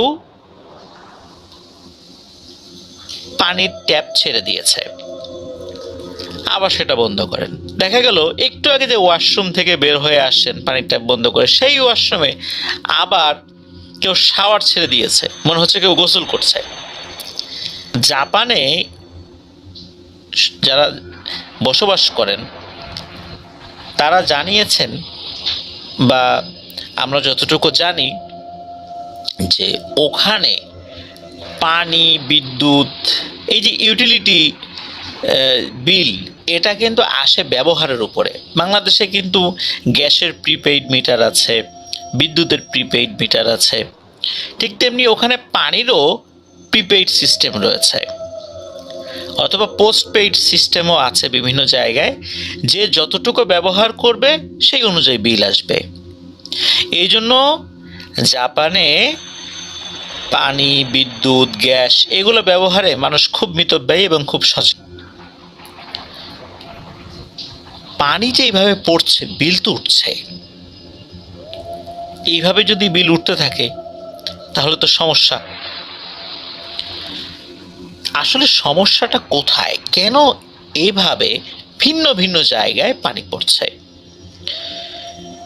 আর রাতের বেলা যখন পানি পড়ে তখন এক ধরনের অদ্ভুত রকমের শব্দ নাকি হয় ওনার ওই বাসা থেকে, যার কারণে প্রতিবেশীরা কমপ্লেইন দেয় যে ওখানে এরকম শব্দ পাওয়া যায় রাতের বেলা, তাদের ঘুমাতে অসুবিধা হয়। জাপানে তো মানুষ অনেক পরিশ্রম করে, তারা অনেক সকালে ওঠে আবার তাড়াতাড়ি ঘুমিয়ে যায়, তাদের যদি ঘুমের ডিস্টার্ব হয় তাহলে তো অবশ্যই তারা যখন কমপ্লেন করলো, পানির লাইনের যারা ভালো বোঝে আর কি, এরকম মিস্ত্রি টেকনিশিয়ান, তাদেরকে আনা হলো। তারা চেক করে দেখলেন কোনো সমস্যা নেই। এরপর একই সমস্যা আবারও। এরপর সমস্যাটা তীব্র হতে থাকে। তীব্রটা এরকম যে মাঝে মাঝে কি হতো যে একটা চলছে, অন্যগুলা বন্ধ, সেটা বন্ধ করার পর অন্যটা চলছে। কিন্তু এবার সমস্যা দেখা দিল যে একসাথে সব পানির লাইন ছাড়া, বেসিনের কল ছাড়া, কিচেনের কল ছাড়া, শাওয়ারের সবগুলো কল ছাড়া, এমনকি এই যে ফ্লাশ হয় কমোডে, ফ্লাশ একবার হওয়ার পর পানিটা রিফিল হতে যতটুকু সময় নেয়, শুধু এতটুকু সময় গ্যাপ থাকে, এরপর আবার ফ্লাশের শব্দ পাওয়া যায়। তাহলে বোঝাই যাচ্ছে কি পরিমাণ পানি অপচয় হচ্ছে। যখন বাড়ির মালিককে বড় ভাই জানান যে এরকম সমস্যা হচ্ছে, উনি এই বিষয়টা সমাধান করার জন্য কয়েকটা দিন সময় নিয়েছিলেন আর কি। কয়েকদিনের মধ্যে উনি সমাধান করেন। তবে এই কয়েকদিনের মধ্যেই অনেক টাকা বিল এসেছিল, মানে জাপানি ইয়েনে আর কি, যেটা পেমেন্ট করা হয় আর কি। আমরা বোঝার সুবিধাতে টাকা শব্দটা ব্যবহার করলাম আর কি, যার মুদ্রা হচ্ছে ইয়েন। তো এভাবে অনেক টাকা কিন্তু চলে গেল বিল হিসাবে। কিন্তু না, পরিবর্তন কিছুই হয় নাই, যা তাই একই সমস্যা। এরপর ওনারা বুঝতে পারেন নিশ্চয়ই অস্বাভাবিক কোনো বিষয় এখানে আছে। কেননা উনি শুরুর দিকে ওইভাবে বুঝতে না পারলেও পরবর্তীতে বুঝতে পারেন। উনি যখনই কাজ শেষে ঘরে ঢোকেন তখন ওনার শরীরটা ভারী হয়ে যায়। উনি তো পরিবার নিয়ে গিয়েছেন, ওনার ওয়াইফও ছিল ওই একই বাড়িতে, তিনিও তো ব্যস্ত থাকেন। শরীর ভারী হয়ে যাওয়ার ব্যাপারটা কিন্তু এই ফারদিন ভাইয়ের বড় ভাই উনি অনুভব করেন, অন্য কেউ না। এরপর শুরু হয় আসল ঘটনা। ওনারা যখন কোনো কিছু খেয়ে আবার ফ্রিজে রেখে দিতেন, যেমনটা রান্না করা হয়েছে মাংস, সবটা তো একবারে খাওয়া হয় না, তখন অবশিষ্ট অংশ আমরা ফ্রিজে রেখে দিই। ওনারা দেখতেন যে পরের দিন ফ্রিজ খোলার পর সেই খাবার নাই, শেষ। এটা কিভাবে সম্ভব? তখন ওনারা চিন্তা করেছেন হয়তো বাইরে থেকে চোর আসে। কে আসে এটা দেখার জন্য রাতে সজাগ থাকা শুরু করেন। একটা পর্যায়ে এসে উনি এবং ওনার ওয়াইফ দুজনই ঘুমিয়ে যেতেন।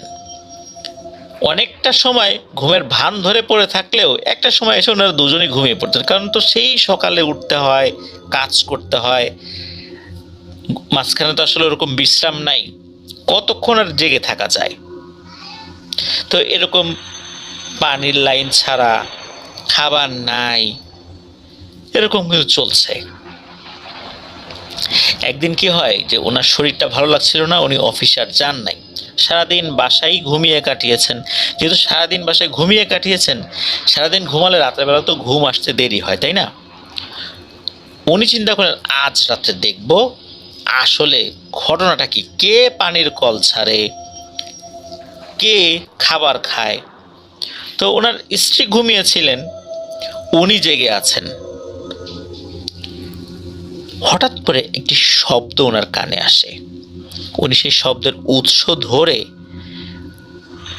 কিছুটা এগিয়ে গিয়ে দরজার এক পাশে দাঁড়িয়ে থাকেন চুপ করে।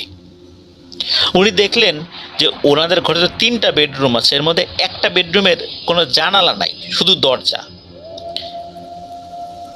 ওই বেডরুম দিয়ে একটা ছায়ার মতো কিছু একটা বের হলো এবং বের হয়ে ওটা কিচেনের দিকে যাচ্ছে, মানে পাকঘরের দিকে যাচ্ছে। এটা দেখে উনি মারাত্মক ভয় পান, কারণ ওখানে কিন্তু কোনো জানালা নাই। চোর যদি ঢোকেও জানালার গ্রিল কেটে এই রুম থেকে তো আসলে বের হওয়ার কথা না, অন্য রুম থেকে বের হতে পারতো। তাহলে জিনিসটা কি? উনি বুঝতে পারেন যে এটা নিশ্চয়ই অস্বাভাবিক কিছু। তারপরও উনি সাহস করে সামনে এগিয়ে গিয়ে চিৎকার দিয়ে বলে ওঠেন, এই কে? উনি বলেছিলেন কিন্তু জাপানি ভাষায়। আর তখন ওই ছায়াটা জাপানি ভাষাতেই উত্তর দেয়, যার বাংলা অর্থ এমন হয়, একটু পানি দিবি রে, কতদিন যে পানি খাই না, একটু পানি দিবি। এর মধ্যে হয় কি, যে উনি যে চিৎকার দিয়ে বলে উঠছেন এই কে, বড় ভাইয়ের স্ত্রীর কিন্তু ঘুম ভেঙে যায়। তো উনি গিয়ে লাইট জ্বালিয়েছেন, দেখা যাচ্ছে যে কিছুই নেই। ওই রাত্রেই এই ফারদিন ভাইয়ের বড় ভাই বাংলাদেশে ওনার বাবাকে ফোন দেন যে এই ঘটনা। তো ওনার বাবা ওই সময়ের মতো আসলে ওনাকে বোঝানোর জন্য সান্ত্বনা দেন যে ভুল দেখেছো, রাতের বেলা ঘুম থেকে উঠছো, উল্টাপাল্টা কিছু দেখছো, এইটা বলে আর কি কোনো রকম একটা বুঝ দেন। কারণ যদি উনিও ভয় দেখাতে তাহলে তো আরো মারাত্মক ভয় পেয়ে যাবেন উনি।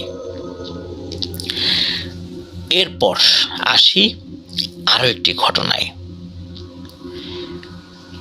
একদিন উনি বাসায় আছেন, ওই দিন ওনার হাফ শিফট ছিল, কাজ সেরে বাসায় আসছেন।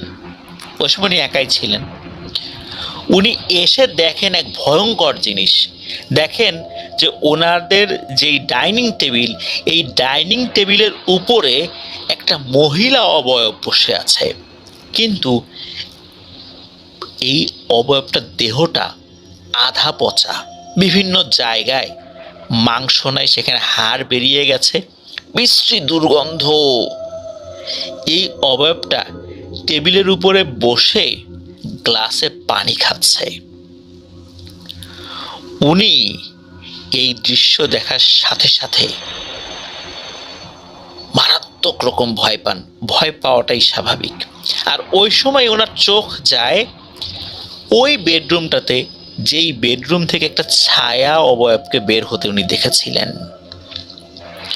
ওই দিকে যখন তাকিয়েছেন, উনি দেখতে পান ওই বেডরুমের যে বিছানাটা রয়েছে, সেই বিছানা রক্ত দিয়ে একদম ভরে আছে। বিভিন্ন পচা মাংসের টুকরোগুলো বিভিন্ন জায়গায় ছড়িয়ে ছিটিয়ে আছে, প্রচণ্ড দুর্গন্ধ। এই দৃশ্য দেখে উনি অজ্ঞান হয়ে পড়েন। উনি তো ওই সময় একা বাসায় ছিলেন। পরে যখন ওনার স্ত্রী আসে বাসায়, দরজার তো চাবি আছে একাধিক, উনি এসে দেখেন যে বড় ভাই অজ্ঞান হয়ে পড়ে আছেন। এরপর তার জ্ঞান ফেরান, কি হয়েছে সবকিছু জিজ্ঞেস করেন। এখন এই ব্যাপারগুলো তো আসলে এখন আর এড়িয়ে যাওয়া যাচ্ছে না, এটা সমাধান তো করতে হবে। এখন এই যে বড় ভাই, ওনার স্ত্রী, উনি তো আসলে বাসায় যদি একা থাকেন ওনার কি অবস্থা হবে, এটাও তো উনি চিন্তা করছেন। এরই মধ্যে ওনার সাথে ঘটে যায় আরেকটি ভয়ঙ্কর ঘটনা। এতক্ষণ তো ঘটছিল, কয়েকদিন তো ঘটছিল হচ্ছে বড় ভাইয়ের সাথে, ওনার স্ত্রীর সাথে তখনও ঘটে নাই। তবে পানির কল ছাড়া বা এই জিনিসগুলো তো উনি দেখেছেন। এবার ওনার সাথে কি ঘটনা ঘটলো চলুন শুনে আসি। উনি রাত্রেবেলা পানি খেতে উঠেছেন। গ্লাসে পানি ভরে যখনই উনি মুখে দিবেন, তখন মনে হলো পেছন থেকে হঠাৎ করেই একটা পচা গন্ধ ওনার নাকে আসছে। উনি যখন ঘুরেছেন যে কি ব্যাপারে, গন্ধটা কোত্থেকে আসছে, তখনই দেখতে পান একটা বৃদ্ধা মহিলা পচে গলে একদম একাকার। যেমনটা এই ফারদিন ভাইয়ের বড় ভাই দেখেছিলেন, যে বর্ণনাটা দিয়েছিলেন, ঠিক সেই বর্ণনা অনুযায়ী মনে হচ্ছে ওই অবয়বটাই তার সামনে।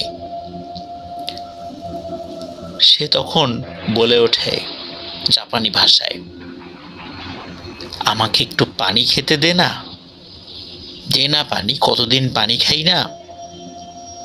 এই বলে ভাবির হাত চেপে ধরেছে, সাথে সাথে ভাবি অজ্ঞান হয়ে গেছেন। এদিকে দীর্ঘ সময় পর ভাইয়া চিন্তা করেছেন বা খেয়াল করেছেন যে কি ব্যাপার, তার স্ত্রী কোথায়, ওয়াশরুমে গিয়েছে, এতক্ষণ এতক্ষণ তো চলে আসার কথা। উনি আবার উঠেছেন, উঠে গিয়ে দেখেন যে এই ডাইনিং রুমে এই অবস্থা। তখন পানি টানি ছিটিয়ে ওনার জ্ঞান ফেরান। এরপরে জানতে পারলেন যে এই ঘটনা ঘটেছে।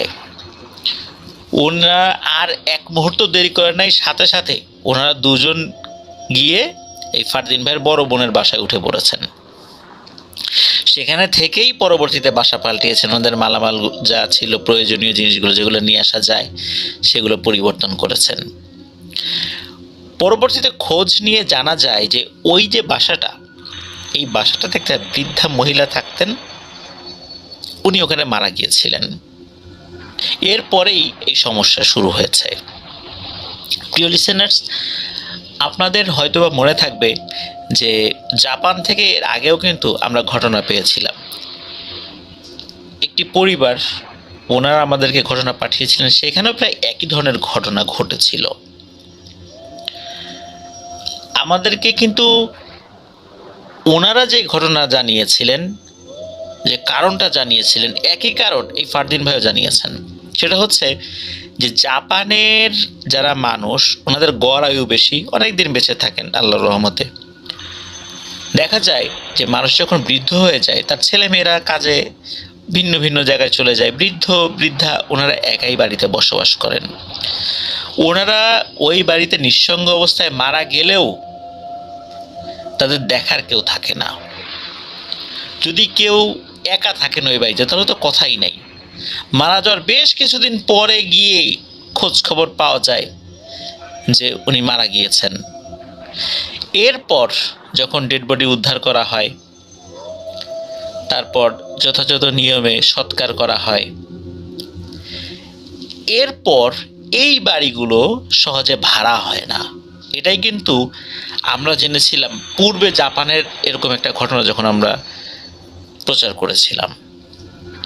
তো এই বাড়িগুলো যদি অনেক দিন পরে ভাড়াও হয়, তখন দেখা যায় এই বাড়িগুলোতে এই ধরনের সমস্যা দেখা গিয়েছে।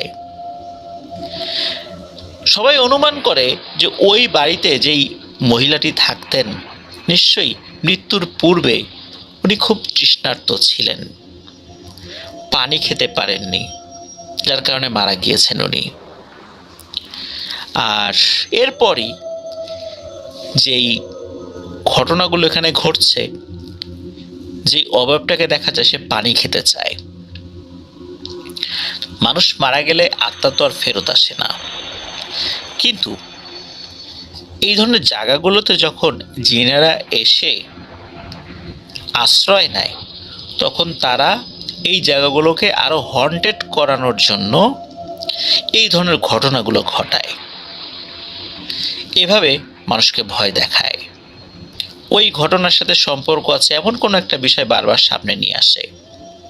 ধরুন কেউ আত্মহত্যা করেছে, গলায় ফাঁস দিয়ে ঝুলেছে, পরবর্তীতে দেখা যায় যে ওই বাড়িতে দেখা গিয়েছে যে এরকম ঘটনাই ঘটছে, সেই মহিলা গলায় ফাঁস দিয়ে ঝুলছে। এটা কিন্তু জিনেদের কারসাজি। আমরা কিন্তু এগুলো বলছি, জানছি, কিন্তু এর পরেও যদি হুট করে আমাদের সামনে রাতের বেলা হঠাৎ করে এরকম কোনো কিছু দেখি, তাহলে কি এত জানা বোঝা কাজে লাগবে? নিশ্চয়ই আমরা ভয় পাবো। প্রিয় লিসেনার্স, জাপানের এই যে কর্মব্যস্ততা, এর কারণে কিন্তু তারা তাদের পরিবার থেকে বিচ্যুত। আমরাও দেখা যাচ্ছে যে আস্তে আস্তে এমনটাই হয়ে যাচ্ছি। বড় পরিবারগুলো ভেঙে ভেঙে ছোট ছোট পরিবার হয়ে যাচ্ছে। আমরা অনেকের খোঁজ খবর রাখতে পারছি না, কে কেমন আছে, অসুস্থ আছে না ভালো আছে। এই জিনিসগুলো কিন্তু আমরা অনেকটাই হারিয়ে ফেলছি। এগুলো আমাদের মাথায় রাখতে হবে যে আমরা যত ব্যস্ততাই দেখাই না কেন, আমাদের কিন্তু পরিবার রয়েছে, আমাদের অভিভাবক রয়েছেন, ময়মুরব্বী রয়েছেন, যারা আমাদেরকে বড় করেছেন, লালন পালন করেছেন, তাদের খোঁজ খবর যেন আমরা নিতে পারি।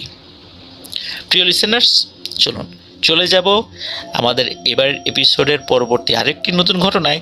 তবে আরেকটি কথা বলতে চাই, ফারদিন ভাই জানিয়েছেন যে জাপানের অনেক ঘটনা ওনার কাছে রয়েছে, এমনকি ওনাদের আত্মীয় স্বজনরা আরও অনেক দেশে রয়েছেন, আমেরিকা সহ আরও অন্যান্য দেশে। তারাও বিভিন্ন সময় বিভিন্ন ঘটনা ফারদিন ভাইয়ের সাথে শেয়ার করেছেন। সেই ঘটনাগুলো পর্যায়ক্রমে আমাদেরকে পাঠাবেন বলে জানিয়েছেন। আমরা অপেক্ষায় থাকলাম সেই ঘটনাগুলোর। চলুন আমরা চলে যাই এবার নতুন আরও একটি ঘটনায়। প্রিয়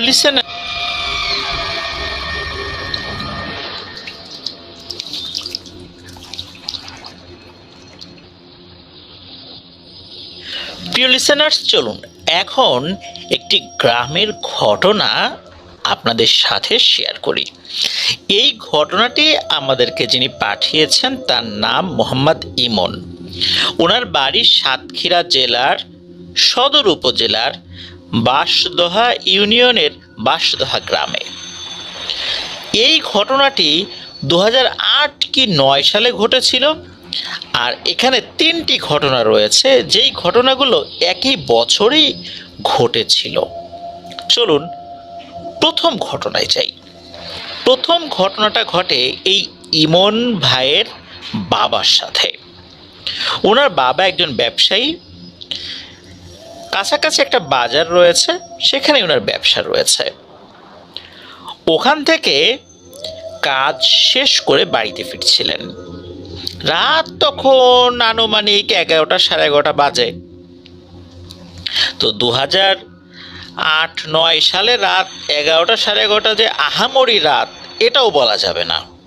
তবে তখন ওনাদের গ্রামে বিদ্যুৎ প্রবেশ করছে ভাব, আশেপাশে বিদ্যুৎ চলে আসে, চারদিকে যে আলোকিত বিষয়টা এরকম না, সব জায়গা বা সব বাড়িতেই যে বিদ্যুৎ চলে আসছে বিষয়টা এরকমও না। বাড়িতে আসার সময় একটা বাঁশঝাড় পড়ে। তো এই বাঁশঝাড়ের ওখান দিয়ে উনি চলেও আসছেন, বাড়িতে ঢুকবেন, হঠাৎ করে মনে হলো বাঁশঝাড়ের বাঁশগুলো কোনো কারণে বেশ দুলে উঠল। বাঁশগুলো যদি একসাথে নড়াচড়া করে ওঠে তখন কিন্তু কটকট কটকট শব্দ হয়। যারা বাঁশঝাড়ের নিচ দিয়ে কখনো আসা যাওয়া করেছেন, বাতাসে যখন বাঁশ দোলে তখন যে শব্দগুলো হয় শব্দগুলোর সাথে কিন্তু আপনারা পরিচিত। তো ওই রকম শব্দ হয়েছে, বিষয়টাকে উনি স্বাভাবিকভাবেই নিয়েছেন। কিন্তু হঠাৎ করে উনি শুনতে পান পেছন থেকে হুম হুম হুম এরকম আওয়াজ হচ্ছে। এরপর গোঙানির আওয়াজ শুরু হলো। উনি চিন্তা করলেন কি ব্যাপার, এখানে এই শব্দটা কোথা থেকে আসে, আগে তো কখনো এরকম হয়নি। উনি কি করেছেন, উল্টো ঘুরে কিছুটা এগিয়ে গিয়েছেন ওই বাঁশঝাড়ের দিকে, যে শব্দটা কোত্থেকে আসছে, কেউ বিপদে পড়লো কিনা এটা দেখার জন্য। কিন্তু উনি তখন যেই জিনিসটা দেখতে পান, এটা দেখে উনি মারাত্মক ভয় পান। উনি দেখতে পান বেশ বড় আকৃতির একটা মানুষের মতো অবয়ব, সে মাথা নিচে পা উপরে বাদুড় যেভাবে ঝুলে থাকে ওই রকম বাঁশের কোনো একটা কঞ্চির সাথে ঝুলে আছে। এই অবয়বটার হাত চারটা হাত মাকড়সার মতো একসাথে নড়াচড়া করছে, আর ভয়ঙ্কর দৃষ্টিতে উল্টো হয়ে ঝুলেই এই ইমন ভাইয়ের বাবার দিকে তাকিয়ে আছে। ইমন ভাইয়ের বাবার সাথে যখন ওই অবয়বটা চোখাচোখি হয়েছে তখনই ওই অবয়বটা কি করেছে, এক বাঁশ থেকে আর এক বাঁশে ঝুলে ঝুলে চলে যাচ্ছে। এভাবেই বাঁশঝাড়ের ভেতরে গিয়ে ওই অবয়বটা মিলিয়ে যায়। উনি এটা দেখে মারাত্মক ভয় পান, দ্রুত বাসায় ঢুকে যান। তারপর বাসার সকলের সাথে এই ব্যাপারটা শেয়ার করেন। এটা যখন শেয়ার করেন তখন পরিবারের মধ্যেও একটা আতঙ্ক ছড়িয়ে পড়ে।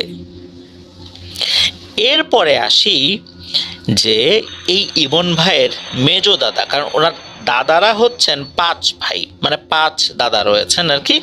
তো এই মেজ দাদা উনি স্থানীয় একটি মসজিদে ইমামতি করতেন। মসজিদটা অনেক পুরনো, পূর্বে ওই মসজিদটা ছিল মাটির, এখন অবশ্য সেটা রেনোভেট করা হয়েছে বিভিন্নভাবে। উনি অনেক রাতের বেলা ফিরছিলেন কোনো একটা কাজ সেরে। উনি যখন মসজিদের পাশ দিয়ে যাচ্ছেন তখন হঠাৎ করে ওনার চোখ চলে যায় মসজিদের দরজার দিকে। দরজা জানালা তো বন্ধই ছিল, কিন্তু মনে হচ্ছিল দরজার নিচ দিয়ে আলো বের হচ্ছে, আর দুই দরজার মাঝখানে সামান্য যে ফাঁকা অংশটা থাকে ওই দিক দিয়েও আলো বের হচ্ছে। উনি চিন্তা করলেন যে এই আলো কোত্থেকে আসে। ওই সময় কিন্তু মসজিদে ইলেকট্রিসিটি ছিল না, হারিকেন জ্বালিয়ে ওনারা নামাজ পড়তেন, বিশেষ করে মাগরিব এবং এশার নামাজ। চিন্তা করলেন যে কি ব্যাপার, এইখানে এত আলো কিসের। এখন যদি কোনো একটা পাওয়ারফুল এলইডি বাল্ব জ্বালানো হয় তখন যেরকম আলো, ওই রকম আলো মনে হচ্ছিল ওই মসজিদের মধ্যে। উনি অবাক হয়ে যান। উনি অবাক হয়ে মসজিদের দিকে এগিয়ে যান যে রাতের বেলা মসজিদে কারা। উনি এগিয়ে গিয়ে আলতো করে দরজাটা টাচ করেন। আলতো টাচেই দরজার এক পাল্লা কিছুটা খুলে যায়। উনি দেখতে পান ইমামের জায়গায় একজন দাঁড়িয়ে আছেন, তার পেছনে ৮-৯ জন মনুষ্য অবয়ব আছে। দেখতে মানুষের মতো মনে হচ্ছে, কিন্তু চেহারা বোঝা যাচ্ছে না। এরা নামাজ পড়ছে। যে সূরা কিরাতগুলো পড়ছে এই সূরা কিরাতগুলোর সাথে উনি পরিচিত। ছোট ছোট সূরা দিয়েই নামাজ পড়ছিলেন আর কি। উনি যখন বুঝতে পারলেন সূরাটা শেষ হয়ে যাচ্ছে, রুকু সেজদা করবেন, উনি একটা পর্যায়ে ওখান থেকে কিছুটা দূরে সরে আসেন। তখনও কিন্তু দরজার পাল্লাটা বেশ খোলাই ছিল। উনি মসজিদের একদম বাইরে এসে ওনাদের দিকে তাকিয়ে আছেন। যখন আসসালামু আলাইকুম রহমতুল্লাহ বলে সালাম ফেরানো হয়, দুই পাশে সালাম ফিরে নামাজ যখন শেষ করা হয় আর কি, তখন হঠাৎ করে ঝিঝি পোকার মতো এক ধরনের আওয়াজ শুরু হয়ে যায়, চি চি চি শব্দ শুরু হয়ে যায়। এরপর মুহূর্তের মধ্যেই ওই অবয়বগুলো ভ্যানিশ হয়ে যায়, ওই আলো একদম মিলিয়ে যায়, অন্ধকার হয়ে যায়। এটা তো গেল দাদার সাথে ঘটে যাওয়া ঘটনা। এবার আসি ইমন ভাইয়ের সাথে ঘটে যাওয়া ঘটনা। ইমন ভাই তখন ছোটই বলতে হবে, ওনার বয়স তখন 6 কি 7 বছর। ওনাদের ঘরে তখন টেলিভিশন ছিল না। তো ওনারা তো 5 দাদা। কোনো কারণে হয়েছে কি, এই কয়েকজন দাদার মধ্যে বেশ ঝগড়াঝাটি হয়েছে। অনেকে একজন একজনের বাসায়ও যাচ্ছে না এই ঝগড়াঝাটির কারণে। এখন ইমন ভাই বা ওনার যে অন্যান্য চাচাতো ভাইরা আছেন তারা তো ছোট মানুষ, ওনারা তো আর এই সমস্ত ঝগড়াঝাটির ভিতরে নাই। তো ইমন ভাইদের বাসায় টেলিভিশন ছিল না। ওই সময় কিন্তু ওই এলাকার মধ্যে ওনার এক চাচার বাসায় টেলিভিশন ছিল। ওই চাচার বাবাও ওনার একজন দাদা হয় আর কি। তো ওই বাসায় এখন ঢুকবে কিভাবে, ঝগড়াঝাটি হয়েছে, ঢোকা কি যায়? ওই বাসার যে টেলিভিশনটা, ওই টেলিভিশনটা অনেক সময় জানালা যেটা রয়েছে জানালার ওখানে দাঁড়িয়েও দেখেছেন ইমন ভাই। উনি কি করেছেন, ওই জানালার ওখানে গিয়ে টকটক করে শব্দ করেছেন। তো ওনার এক চাচা ভাই জানালা খুলে দেয়, উনি জানালার ওখানে দাঁড়িয়ে টেলিভিশন দেখছেন। উনি যেখানে দাঁড়িয়েছেন ওখান থেকে যে মসজিদের কথা আমরা বললাম মাত্রই, এই মসজিদটা দেখা যায় স্পষ্ট। ডানে বা বায়ে এক পাশে তাকালেই মসজিদটা দেখা যায়। উনি মসজিদের দিকে তাকিয়ে আছেন, মাঝে মাঝে চোখ চলেই যাচ্ছে, যেহেতু জানালার বাইরে দাঁড়িয়ে আছেন, ভেতরে ঢোকেন নাই উনি। টেলিভিশন দেখতে দেখতে হঠাৎ করে ওনার চোখ যায় মসজিদের দেয়ালের দিকে। উনি দেখেন যে একটা মানুষ কিছুটা লম্বা, খুব লম্বা তা না, দাঁড়িয়ে আছে, এক হাত দেয়ালের সাথে লাগিয়ে দাঁড়িয়ে আছে, অন্য হাত দিয়ে ইশারা করে ইমন ভাইকে ডাকছে। ইমন ভাই তার দিকে তাকান, তাকানোর পর আরো একটা ভয়ঙ্কর জিনিস উনি দেখতে পান। ওই জিনিসটার হাত দুটো নয়, ওই জিনিসটার হাত চারটা।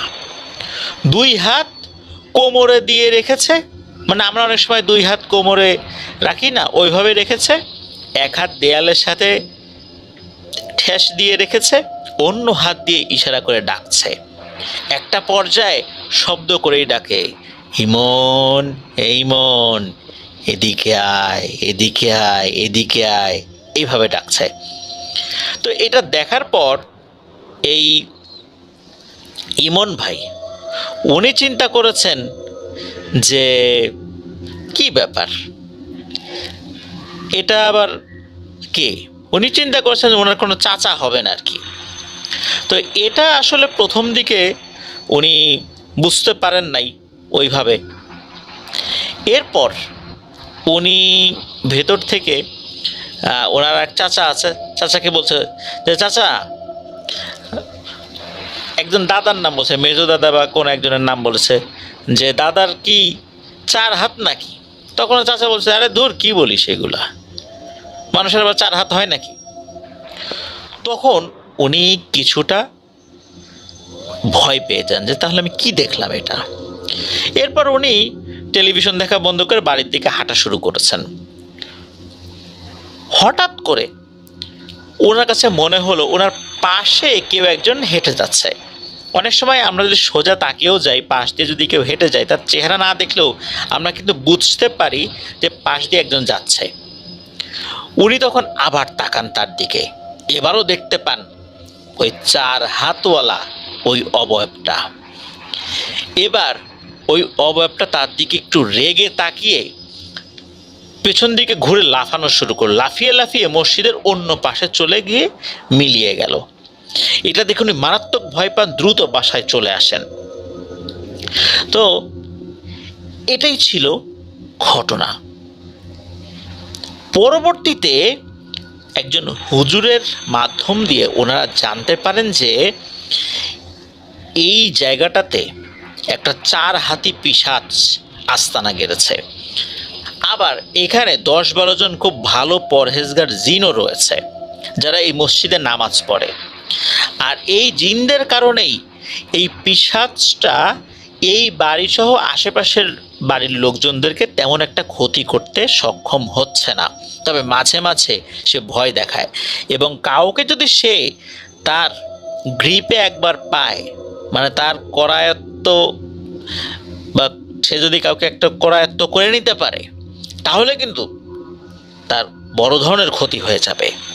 তবে এখন পর্যন্ত ওই 4 হাতি পিশাচটা তেমন কোনো ক্ষতি করতে পারে নাই আল্লাহর রহমতে, কারণ তাকে প্রতিহত করার জন্য 8 থেকে 10 জন আল্লাহওয়ালা জিন তারা সব সময় তাকে নজরদারিতে রাখে। এই জন্যই সে ওইভাবে সফল হচ্ছে না।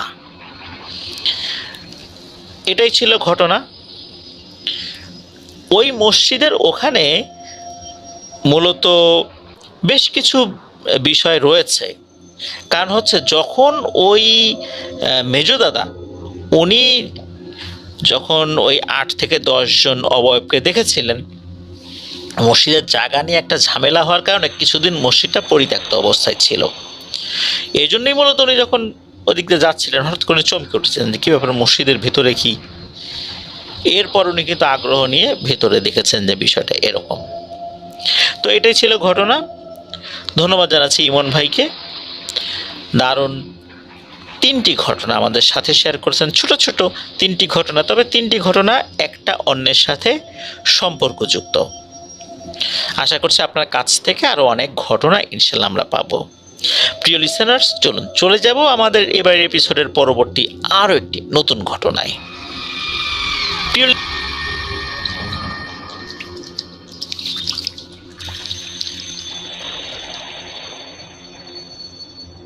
প্রিয় লিসেনার্স, চলুন এবার বেশ আগের একটি ঘটনা শুনে আসি। 1955 কি 56 সাল হবে, অনেক আগের। এই ঘটনাটি আমাদেরকে পাঠিয়েছেন মোহাম্মদ হাবিবুর রহমান সজীব। ওনার বাড়ি গোপালগঞ্জ জেলার কাশিয়ানী উপজেলার ধানকোড়া শ্যামবাজার এলাকায়। ঘটনাটি উনি ওনার আম্মুর মুখ থেকে শুনেছেন, আর ওনার আম্মু শুনেছে তার দাদির কাছ থেকে। তখন সবেমাত্র নবান্নের ধান কাটা হয়েছে। কাশিয়ানী উপজেলার সামনেই কিন্তু একটি নদী রয়েছে, বারাশিয়া নদী। এই নদী পার হলে অপর পারে ফরিদপুর জেলার আলফাডাঙ্গা থানার মালা গ্রাম, আর সেখানেই এই সজীব ভাইয়ের মামা বাড়ি। তো ঘটনাটা যেহেতু ওনার আম্মু বলেছে, এই কারণে তার মতো করে আমরা উপস্থাপন করছি। নবান্নের ধান কাটা শেষ হয়েছে, ধান ঝাড়া বাছাই করা এগুলো শেষ হওয়ার পর গ্রামে কিন্তু পিঠার একটা উৎসব চলে আসে। তখন হাঁসের মাংস বা মুরগির মাংস এর সাথে চিতই পিঠা দুর্দান্ত হয়। এটা কিন্তু এখনও গ্রামে নবান্ন যখন হয় তখন, বা নতুন ধান যখন ঘরে তোলেন গেরস্থ বা কৃষকেরা, তখন কিন্তু এই উৎসবটা আছে, অনেক আগে থেকে আছে, এখনও আছে। এটা বাঙালির একটি অনেক আগের সংস্কৃতি। যেহেতু নবান্নের ধান কাটা হয়েছে, এই কারণেই ওই বাড়িতেও পিঠা বানানো হচ্ছে। তখন ওনারাও সিদ্ধান্ত নিয়েছেন যে হাঁসের মাংস ওনারা রান্না করবেন।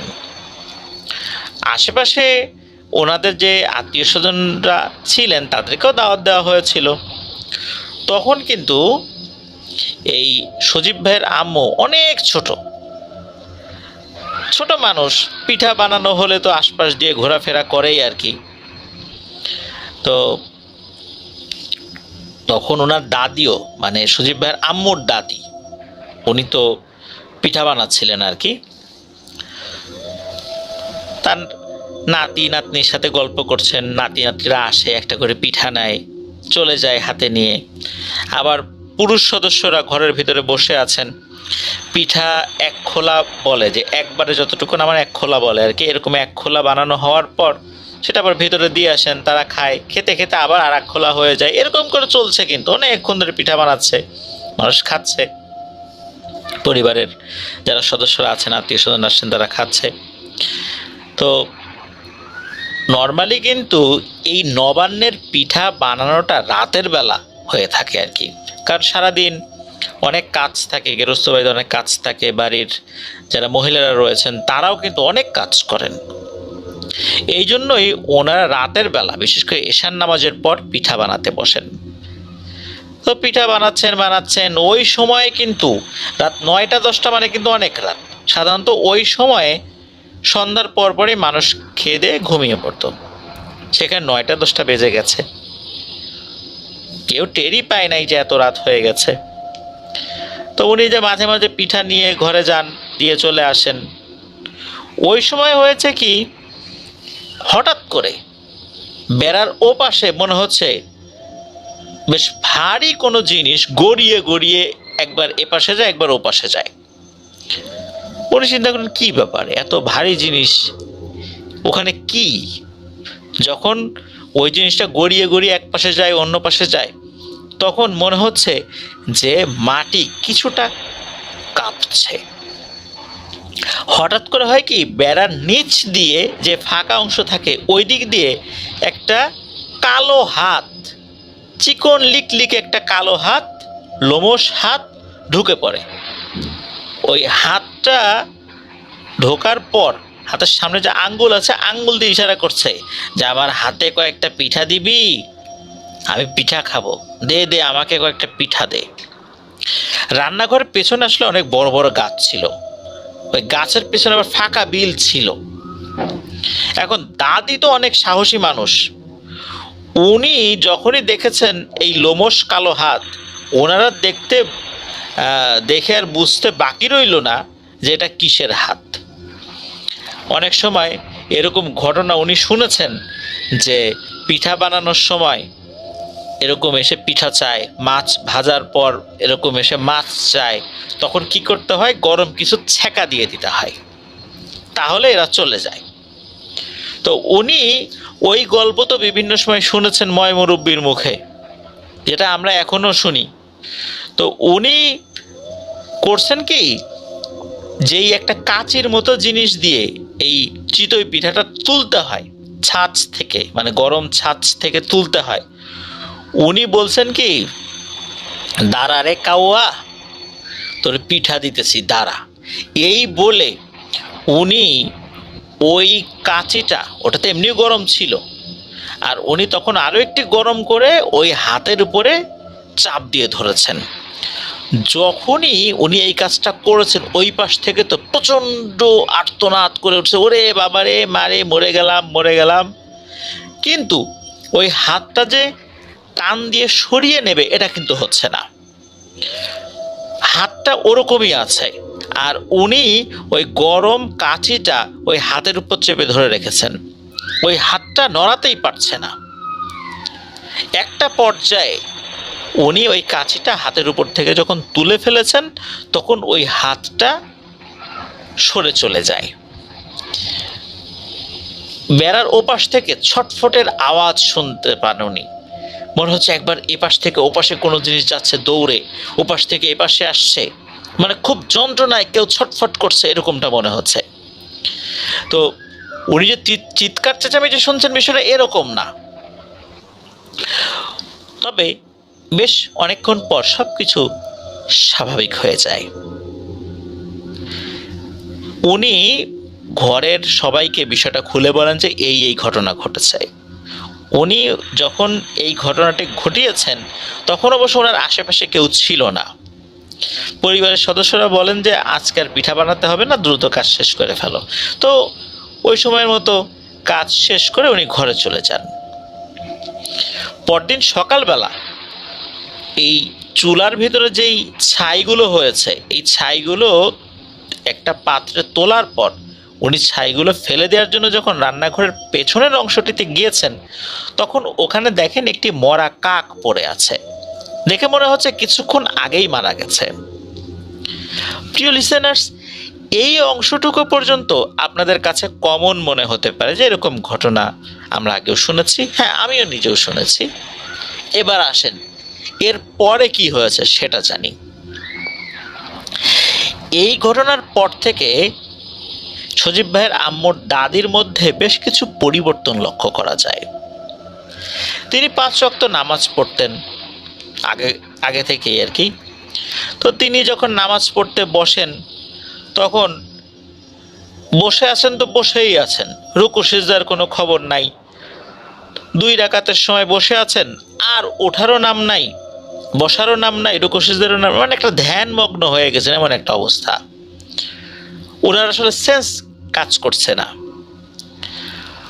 ওনাকে যদি ডাকা হয়, ওনার সাথে কথা বলার চেষ্টা করা হয়, উনি পাগলের মতো আচরণ করতেন।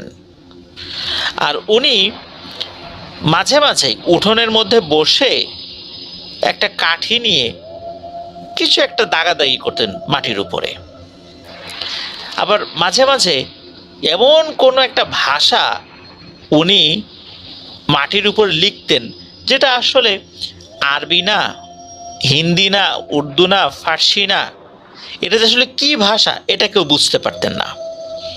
আবার মাঝে মাঝে উনি আকাশের দিকে তাকিয়ে আছেন তো তাকিয়েই আছেন, চোখের পলকও ওনার পড়ছে না, এমন হতো। আবার মাঝে মাঝেই উনি উধাও হয়ে যেতেন, কোথাও খুঁজে পাওয়া যেত না। আবার একা একাই উনি ফেরত আসতেন। এরকম সমস্যা শুরু হয়ে যায় ওই ঘটনার পর থেকে। একদিন রাত্রে এশার নামাজের পর তাকে খুঁজে পাওয়া যাচ্ছিল না। তো সবাই মিলে তাকে খুঁজতে বের হয়, কোথাও তাকে পাওয়া যাচ্ছিল না। সকল জায়গায় খোঁজাখুঁজি শেষে যখন তাকে কোথাও পাওয়া যাচ্ছিল না, তখন সবাই চুপচাপ বাড়িতে খুব চিন্তামগ্ন হয়ে বসে রয়েছেন যে কখন উনি একা একাই ফেরত আসবেন, কারণ এর আগেও উনি হারিয়ে গিয়ে একাই ফেরত এসেছেন। এমন সময় বারাশিয়া নদীতে ওই সময় যারা মাছ ধরতেন স্থানীয় কিছু জেলেরা, তারা হন্তদন্ত হয়ে ওই বাড়িতে ছুটে আসেন এবং ডাকাডাকি শুরু করেন। এই সজীব ভাইয়ের আম্মার দাদার নাম ধরে ডাকাডাকি করেন। তখন বাড়ির অন্য সদস্যরা তড়িঘড়ি করে বের হয়ে আসেন, বলে যে কী হয়েছে। দেখা গেল ওরা অল্প বয়স্ক ছেলে পেলে মাছ ধরে আর কি, ওখানে স্থানীয় লোক। তখন ওরা বলছে যে বুঝিরে তো দেখলাম আজকে বারাশিয়া নদীতে অনেকক্ষণ ধরে সাঁতরাচ্ছিল, আমরা মনে করলাম মনে হয় বড় করে মাছ হবে, এই ভেবে আমরা নৌকা নিয়ে সামনের দিকে আগাইলাম। তখন দেখলাম কোনো কিছুর মাথা দেখা যাচ্ছে, কিন্তু সেইটার মাথায় অনেক বড় বড় চুল আছে। এইটা দেখে তো আমরা ভয় পেয়ে যাই, মনে হয় পানির কোনো জিন আমরা দেখেছি। এছাড়াও আমাদের কাছে মনে হচ্ছিল নদীর পাশ দিয়ে যে বড় বড় গাছ রয়েছে, মনে হচ্ছে সেখানে বিশাল ঝড় হচ্ছে। হঠাৎ করে মনে হলো নদীতে ভারী স্রোত শুরু হলো। এমন সময় আমাদের একজন লোক আছে যার নাম হলো ঝন্টু। এই ঝন্টু মাঝি আমারে বলল, আরে এটা কি রে, এটা তো ধলার বউ, তাড়াতাড়ি ধরে রে, নিশ্চয়ই কোনো সমস্যা হয়েছে। তখন আমরা তাড়াতাড়ি করে নৌকা নিয়ে তার কাছে গেলাম এবং অনেক জোর জবরদস্তি করে তাকে টেনে তুলেছি। মনে হচ্ছিল তার গায়ে প্রচণ্ড শক্তি, আর এটাও মনে হচ্ছিল যে উনি পানির ভেতরে কোনো কিছুকে ধাওয়া করেছেন। অনেক কষ্ট করে আমরা নিয়ে আসছি, আমরা নৌকায় উঠাই রাখছি, তারপর জ্ঞান হারাই ফেলছে, তাড়াতাড়ি চলেন তাকে নিয়ে আসবেন। তো এই কথা শোনার পর সজীব ভাইয়ের আম্মুর দাদা উনি তো অনেক চিন্তায় পড়ে যায়। ওনার নাম ছিল ধলা, ধলা নামে উনি পরিচিত ছিলেন আর কি। তো তাকে নিয়ে আসা হয়, এরপরে একজন খুব বুজুর্গ ইমামের কাছে নিয়ে যাওয়া হয়। উনি যখন এই বিষয়টা দেখেছেন, ওনার বেশ ভালো আমল ছিল, আর এই প্যারানরমাল বিষয়গুলো উনি দেখলেই অনেকটা বলতে পারতেন আল্লাহর রহমতে। উনি এটা দেখার সাথে সাথে বলেন যে, আরে ধলা, তোমার বউ যে কাজটা করছে এর খেসারত তো দিতেই হবে। তোমার বউ বিনা অপরাধে একটা জিনের বাচ্চাকে মেরে ফেলেছে, এখন তো ওরা বদলা নেবেই। আজকে তো ওকে মেরেই ফেলতো, এই ছেলেরা আল্লাহর রহমতে চলে আসছিল, তা না হলে কিন্তু ওকে আর পাওয়া যেত না।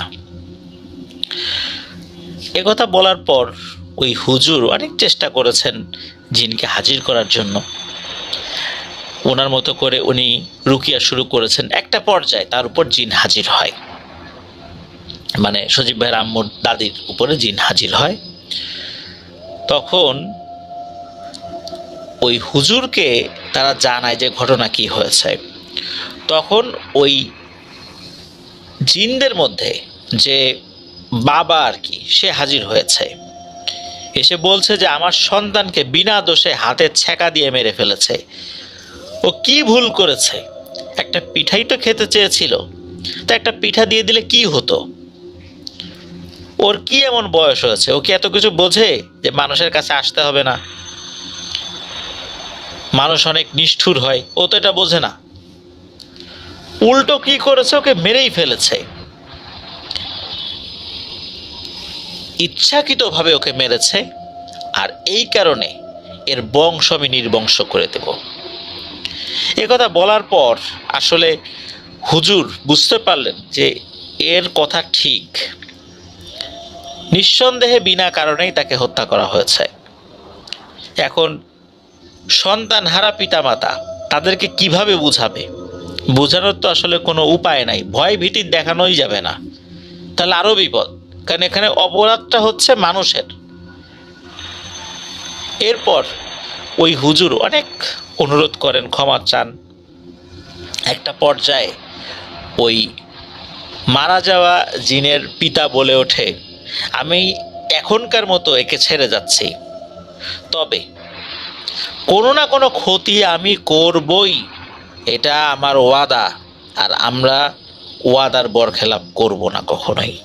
এই বলে চলে যায়। এরই প্রেক্ষিতে বেশ কিছু বছর পর এই দাদির এক সন্তান পানিতে ডুবে মারা গিয়েছিল, আর তার মৃত্যুর রহস্যটাও উন্মোচিত হয়। এই হুজুরই বলেছিলেন যে প্রতিশোধ হিসাবে সন্তান হত্যার বদলে সন্তানকেই হত্যা করেছে এবং এর মাধ্যম দিয়েই প্রতিশোধ পূর্ণ করেছে। এরপরে অন্য কাউকে আর ওরা ক্ষতি করবে না। ওর সন্তানকে হত্যা করেছে বিনা দোষে, আর এরও সন্তানকে বিনা দোষে ওরা হত্যা করে রক্তের বদলে রক্ত, জানের বদলে জান ওরা নিয়ে নিয়েছে। যদি ইচ্ছাকৃত না হতো তাহলে ব্যাপারটা ভিন্ন রকম হতো, কিন্তু যেহেতু দাদি ইচ্ছাকৃতভাবে ওটাকে মেরে ফেলেছিল, বুঝতে পেরেছিল এটা জিন হবে, এবং উনি পূর্বে যে ঘটনাগুলো শুনেছেন যে এরকম কোনো কিছু গরম কিছু দিয়ে চাপ দিতে হয় এরপরে মারা যায়, উনি জানতেন যে মারা যাবে, তারপরে উনি দিয়েছেন। এটাই ওনার অপরাধ ছিল। এই কারণেই উনি ওনার সন্তানকে হারিয়েছেন। এর মাধ্যম দিয়েই ওরা প্রতিশোধ পূর্ণ করেছে। তারাও তাদের সন্তান হারিয়েছে, দাদিও তার এক সন্তানকে হারালেন। এটি ছিল ঘটনা। প্রিয় লিসেনার্স, এই ঘটনার প্রথম অংশের সাথে মিল আছে এমন অনেক ঘটনা আমরা শুনেছি, বাট ওইটুকু শোনার পর পরের অংশে যে কি হয় এইগুলো খুব একটা জানা যায় না। এরকম ঘটনা কিন্তু বিভিন্ন সময় অনেক জায়গায় ঘটেছে। অনেক সময় আমরা বলি যে এই ঘটনা তো অমুক জায়গায় ঘটেছে, আমার আত্মীয়ের সাথে ঘটেছে, কিন্তু মজার ব্যাপারটা হলো এই ঘটনার প্রথম যে অংশটা এটা আগেকার দিনে হরহামেশাই বিভিন্ন জায়গায় ঘটতো।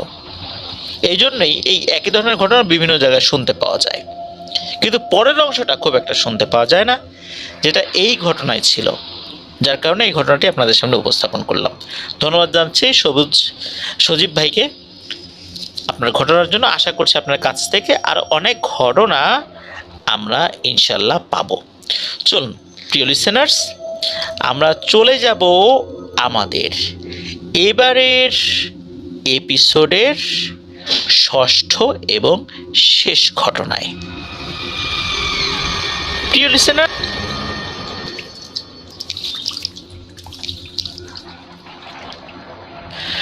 লিসেনার, দেখতে দেখতে আমরা আমাদের এবারের এপিসোডের একদম শেষ ঘটনায় চলে এসেছি। আর এপিসোডটি শেষ করতে চাই আমাদের একজন শ্রদ্ধেয় রেমিটেন্স যোদ্ধা ভাইয়ের ঘটনার মাধ্যমে। আমাদের এই ঘটনাটি যিনি পাঠিয়েছেন তার নাম মেহেদি হাসান। ওনার বাড়ি নওগাঁ জেলার রানীনগর উপজেলার কালীগ্রাম ইউনিয়নের করজগ্রাম গ্রামে। ওনার এই ঘটনাটি মূলত নানার মুখ থেকে শোনা। ঘটনাটি ঘটেছিল ওনার নানার মা এবং তার ভাইয়ের সাথে। সময়টা অনেক আগের, 1950 কি 51 সালের ঘটনা। ওনার নানার মায়ের নাম ছিল রুকসানা আর তার ভাইয়ের নাম ছিল ফারুক।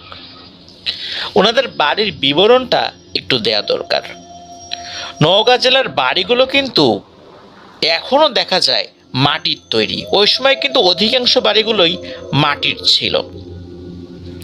তো ওনার বড় আম্মাদের বাড়ি ছিল দুই তলা মাটির বাড়ি। আশেপাশে যে সমস্ত ফসলের জমিগুলো রয়েছে সেগুলো তো আছেই, বাড়ি থেকে 1 কিলোমিটার পরে ছিল একটি পুকুর। পুকুরটি কিন্তু আজও আছে। এলাকার লোকজন পুকুরটাকে ডাঙ্গা পুকুর বলে। এলাকার লোকজন ফসলের সময় সবাই জমিতে ধান চাষ করত, আর বর্ষার সময় সেই জমিগুলোতে পানিতে ভরে যেত। তখন আবার সবাই ওই জমিগুলোতে মাছ ধরত। তো ওনার বড় আম্মার ভাই মানে এই যে ফারুক নানা, তার আবার মাছ ধরার এমন নেশা ছিল, যদি একদিন উনি মাছ ধরতে না যেতেন ওনার মাথা খারাপ হয়ে যেত। মানে এমন নেশা, মাছ তাকে প্রতিদিন ধরতেই হবে। মাছ পাক আর না পাক, মাছ ধরতে উনি যাবেন। বড় আম্মার বাবা ছিলেন কৃষক। বড় আম্মারা ছিলেন 5 বোন আর 1 ভাই। এই ভাই হচ্ছে এই যে ফারুক নানা। ওনার 4 বোনের বিয়ে হয়ে গিয়েছিল, তিনি ছিলেন সবচেয়ে ছোট, তখন তার বয়স 10 বছরের মতো। আর সবার বড় হচ্ছে এই ফারুক নানা, তখন তার বয়স ছিল 23 বছর। যদিও বা ওই সময় তিনি বিয়ে করেছিলেন, তখন তার কোনো সন্তানাদি ছিল না, বা ওই সময় হয়নি আর কি। তো তিনি বর্ষার সময় যেই জমিগুলো ডুবে যেত সেখানে মাছ ধরতেন, আর গরমের সময় ওই ডাঙা পুকুরে মাছ ধরতে যেতেন। দিনের বেলা তার বাবার সাথে কাজ করতেন, আর রাতের বেলা মাছ ধরতেন। নানা এই মেহেদি ভাইকে তার বাবার নাম বলেছিলেন, কিন্তু ভুলে গেছেন আর কি মেহেদি ভাই। তো ফারুক নানা রাত 7টা কি 8টা বাজে মাছ ধরতে যেতেন, আর রাত 11টার দিকে চলে আসতেন। রাত্রে না ঘুমালে দিনের বেলা তার বাবার সাথে কিভাবে কাজ করবেন? তো তিনি মাছ ধরতেন মূলত বড়শি আর ট্যাটা দিয়ে। বলে রাখা ভালো, ওনার বড় আম্মারও কিন্তু খুব শখ ছিল তিনিও মাছ ধরবেন, কিন্তু মেয়ে হবার কারণে তার বাবা আর ভাই কেউই তাকে সাথে নিতেন না। এই জন্য তার মনে অনেক কষ্ট ছিল। অনেকবার বলতো, ভাই আমাকে সাথে নিয়ে যাও না, আমিও মাছ ধরবো। কিন্তু তার ভাই তাকে কখনো সাথে নিতই না। পুকুরটির কাছে যেতে হলে বাড়ি থেকে বের হয়ে সামান্য কিছু বাড়িঘর পার হয়ে জমি বা আইল ধরে হাঁটতে হয়। মানে জমির, যদি জমি ধরেও হাঁটি বা জমির পাশের আইল ধরেও হাঁটি, হেঁটে বেশ অনেকটা পথ যেতে হয়। এর ভিতরে পড়ে একটা 3 রাস্তার মোড়। মূলত একদিক দিয়ে ওই পুকুরে যাওয়া যায়, আর অন্য 2 দিক দিয়ে অন্য গ্রামে যাওয়া যায়।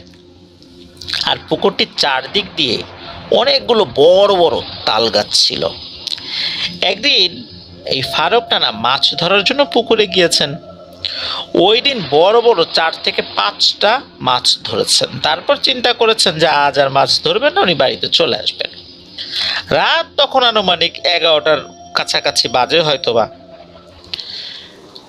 উনি বাড়িতে আসছেন, জমির আইল ধরে আসছেন। হঠাৎ করে একটা ভারী কণ্ঠ পেছন থেকে বলে ওঠে, ফারুক, আমাকে 2টা মাছ দিয়ে যা না। ফারুক নানা কিন্তু কখনোই এই ধরনের ভৌতিক কোনো ঘটনার মুখোমুখি হন নাই, কিন্তু উনি জানতেন যে মাছ ধরতে গেলে এরকম মেছো পিশাচরা কিন্তু মাছ চায়, একবার দিলে বারবার চায়। এটাও একটা সমস্যা। মুরব্বীরা বলেছিলেন যে মাছ দেয়া যাবে না, তো উনি আর দেন না। উনি হাঁটছেন, আবার পিছন থেকে বলে ওঠে, আমাকে 2টা মাছ দিয়ে যা না। এবার উনি পেছন দিকে ঘুরে তাকিয়েছেন, তবে তাকিয়ে দেখেন যে কিছুই নাই। উনি ভাবলেন যে হয়তো ভুল টুল শুনেছেন। তো রাতের বেলা উনি ঠিকঠাক মতো বাড়িতে চলে আসেন, কোনো সমস্যা হয় না। পরের দিন যখন আবার মাছ ধরে বাড়িতে আসবেন, আবার আগের দিনের মতো পেছন থেকে কেউ বলে ওঠে, আমাকে 2টা মাছ দিয়ে যা।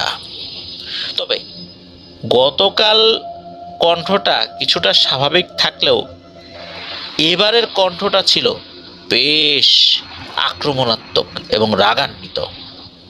উনি এবারও পেছন দিকে তাকান, কিছুই দেখেন না। আবার উনি হাঁটতে থাকেন। উনি যখন ওই 3 রাস্তার মোড়ে এসেছেন, তখন উনি শুনতে পান যে পেছন থেকে বলছে, তোকে ভালো করে বললাম মাছ দিয়ে যা, তুই দিলি না। এখন বুঝবি যে আমি কে, তোর খবর আমি করেই ছাড়বো। যখন ফারুক নানা এই কথা শুনেছেন, উনি তো ভয় পেয়ে এক দৌড় দিয়ে বাড়িতে চলে আসছেন। ওই রাত্রে উনি কাউকে কিছু বলেন নাই, খাওয়া দাওয়া করে ঘুমিয়ে পড়েছেন। পরের দিন ফারুক নানা তার বাবাকে সব কথা খুলে বলেন যে ওনার সাথে গত 2 রাত্রে কি হয়েছে আর কি। ফারুক নানার বাবা উনি বলেন যে আরে বেটা, মাছ ধরতে গেলে এরকম টুকটাক ঘটনা ঘটে, এটা বড় কিছু না। উনি আরো ফারুক নানাকে সাহস দিয়েছেন। তারপর টানা 1 সপ্তাহ উনি কিন্তু মাছ ধরেছেন, কোনো ধরনের কোনো সমস্যা হয়নি। ফারুক নানা বিষয়টা একরকম ভুলেই গিয়েছেন আর কি। তো একদিন উনি মাছ ধরতে যাবেন, ওই রাত ছিল পূর্ণিমার রাত, সবকিছু স্পষ্ট দেখা যাচ্ছিল। তো উনি মাছ ধরার জন্য ওই ডাঙা পুকুরে গিয়েছেন, বড়শি পেতেছেন, 3-4টা মাছ ধরেছেন, ধরে ওনার সাথে আনা ব্যাগের মধ্যে রেখেছেন। রাত আনুমানিক 10টার দিকে উনি দেখেন কি দূর থেকে একটা অবয়ব হেঁটে হেঁটে ওনার দিকেই আসছে। চাঁদের আলোতে উনি দেখছিলেন যে এই অবয়বটা কালো কুচকুচে, তবে তার চেহারাটা বোঝা যাচ্ছিল না। ওই অবয়বটার হাতে কিছু একটা ছিল। ফারুক নানা বুঝতে পারলেন ওই অবয়বটার হাতে একটা বড়শি রয়েছে। ওই অবয়বটা ফারুক নানার থেকে বেশ কিছুটা দূরে পুকুরের ভিতরে বড়শি ফেললো আর কি, মানে বড়শি পেতেছে। তখনও কিন্তু ওই অবয়বটার চেহারা ফারুক নানা দেখতে পান নাই। যেহেতু একজন এসেছে, ফারুক নানা কৌতূহল বশত বা ভদ্রতা বশতই জিজ্ঞেস করেছে, ও ভাই, আপনার বাড়ি কোথায়, কোন গ্রামে, নাম কি আপনার? তো ওই লোকটা কোনো কথা বলে না। ফারুক নানা কয়েকবার জিজ্ঞেস করার পর যখন উত্তর পেলেন না, তখন কিছুটা মন খারাপ করে উনি ওনার মতো করে মাছ ধরছেন। মাঝে মাঝে মাছ পাচ্ছেন, সেটা ব্যাগেও রাখছেন। কিছুক্ষণ পর উনি কেমন ধরনের এক ধরনের চপ চপ চপ চপ আওয়াজ শুনতে পান, মনে হচ্ছে কোনো কিছু খাওয়ার আওয়াজ। একটু খেয়াল করে শোনা শব্দটা ওই লোকের পাশ থেকে আসছে। তখন উনি চাঁদের আলোতে স্পষ্টভাবে ওই লোকটার কিছুটা চেহারার ধরন বুঝতে পারেন। এতটুকু বুঝতে পেরেছিলেন ওই লোকটা বড় একটা মাছ হা করে একবারে তার মুখের ভিতরে ভরে দিয়েছে। মানুষ যেভাবে চিবিয়ে চিবিয়ে খায়, ওইভাবে বড় একটা আস্ত মাছ মুখের মধ্যে ঢুকিয়ে দিয়ে সে চিবিয়ে চিবিয়ে খাচ্ছে।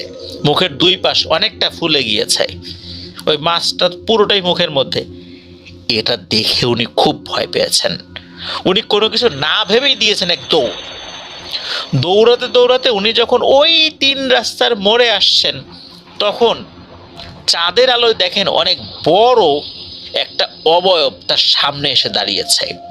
এবার কিন্তু প্রথমবারের মতো তার চেহারা উনি বুঝতে পারেন। উনি দেখেন এই অবয়বের চেহারায় চোখ, কান, নাক কিছুই নাই। বিশাল বড় একটা মুখ, মুখ ভর্তি চোখা চোখা দাঁত, শরীর দিয়ে অনেক বিশ্রী দুর্গন্ধ। ওই বিশাল মুখ যখন হা করেছে, তখন ফারুক নানা বুঝতে পারেন যে এটা এত বড় একটা হা একটা মানুষকে অনায়াসেই গিলে খেয়ে ফেলতে পারে, এত বড় হা। এটা দেখে ফারুক নানা নিজেকে সামলাতে পারে না, ওখানে উনি অজ্ঞান হয়ে যান। এদিকে রাত হয়ে গিয়েছে, ওনার আসার কোনো নামগন্ধও নাই। ফারুক নানার স্ত্রী তখন ফারুক নানার বাবাকে ডেকে তোলেন, বলেন যে আপনার ছেলে তো এখনো আসে নাই, এত রাত তো সে করে না কখনো। ফারুক নানার বাবা উনি চিন্তিত হয়ে পড়লেন। এরপর প্রতিবেশী কয়েকজনকে ডেকে সাথে নিয়ে ফারুক নানাকে খুঁজতে বের হন। খুঁজতে খুঁজতে ওই 3 রাস্তার মোড়ে গিয়ে দেখেন যে ফারুক নানা অজ্ঞান হয়ে পড়ে আছেন। সবাই মিলে তাকে ধরে বাড়িতে নিয়ে আসেন। ফারুক নানার জ্ঞান ফেরে 2 দিন পর। 2 দিন কিন্তু অনেক চেষ্টা করা হচ্ছে তার জ্ঞান ফেরানোর জন্য, কিন্তু ফেরেনি। জ্ঞান ফেরার পর তাকে জিজ্ঞেস করা হয়েছে যখন, তখন ঘটনাটি সবাইকে বলেছে যে আসলে কি হয়েছিল। ফারুক নানার বাবা এবার কিছুটা আফসোস করতে থাকেন এই ভেবে যে ফারুক নানা তো প্রথমে বলেছিল যে আসলে ঘটনাটা কি হয়েছে, মানে প্রথম 2 রাত্রে যেটা ঘটেছে, তখন যদি উনি একটা ব্যবস্থা নিতেন তাহলে আজকে এই সমস্যাটা হতো না। উনি স্থানীয় একজন হুজুরকে ডেকে নিয়ে আসেন, তাকে দিয়ে ঝাড়ফুঁক করান। আর হুজুর বলেন যে মাছ দেয়া হয়নি, তো এই জন্য পিশাচরা তাকে ভয় দেখিয়েছে। এরপর টানা 1 সপ্তাহ ফারুক নানার খুব জ্বর ছিল। আস্তে আস্তে আল্লাহর রহমতে উনি সুস্থ হয়ে যান। সুস্থ হওয়ার পর ফারুক নানা একটা স্বপ্ন দেখেন। স্বপ্নের মধ্যে ওই অবয়বটাকে দেখেন, যার চোখ নাই, নাক নাই, কান নাই, শুধু মুখ রয়েছে। ওই অবয়বটা বলছে, তোকে কত ভালো করে বললাম আমাকে মাছ দে, তুই আমাকে মাছ দিলি না। মনে রাখিস, আমি তোকে যেদিনই মৌকা মতো পাবো ওই দিনই তোর জীবনের শেষ দিন হবে। এরপর ফারুক নানা পুরোপুরি সুস্থ হয়ে যান আল্লাহর রহমতে। তো উনি চিন্তা করেন যে মাছ ধরা তো নেশা, তবে রাতের বেলার মাছ ধরবেন না, উনি মাছ ধরবেন দিনের বেলা ধরবেন। এদিকে হয় কি, দিনের বেলা মাছ ধরতে গেলে ওনার বাবার সাথে উনি কাজ করতে পারেন না, ওনার বাবারও বয়স হয়ে গিয়েছে, উনি একা একা সব কাজ শেষ করতে পারেন না দিনের আলোতে।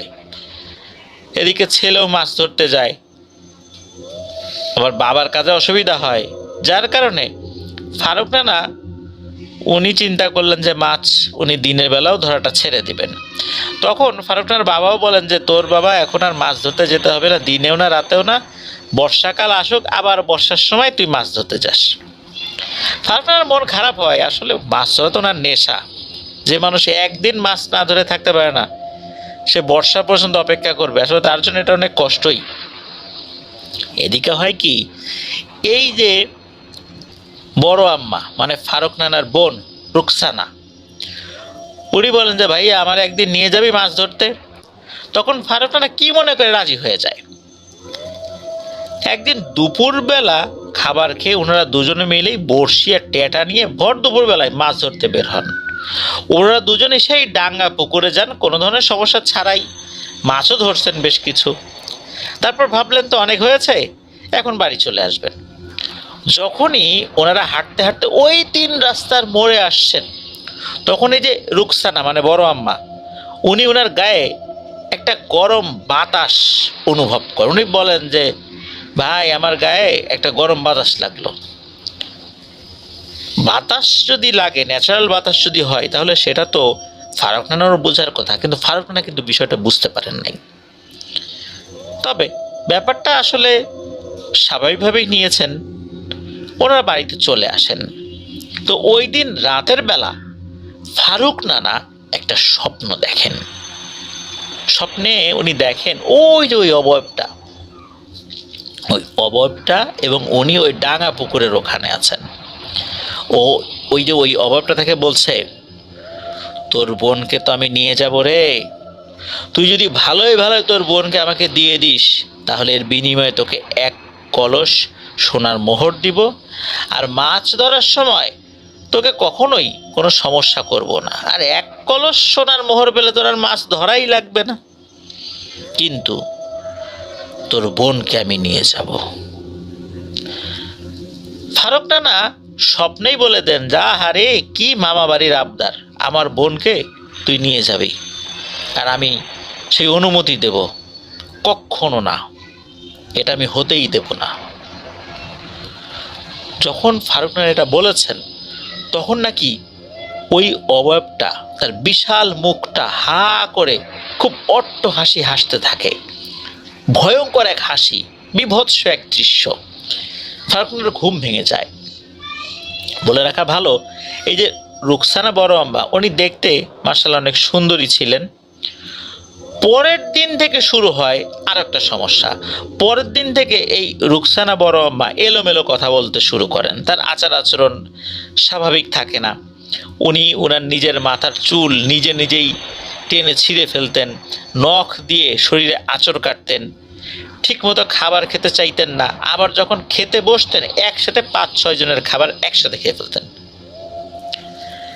এক রাত্রে এই রুকসানা বড় আম্মা, উনি তো ওনার মা বাবার সাথে শুয়েছেন, যেহেতু ওনার একটা সমস্যা চলছিল।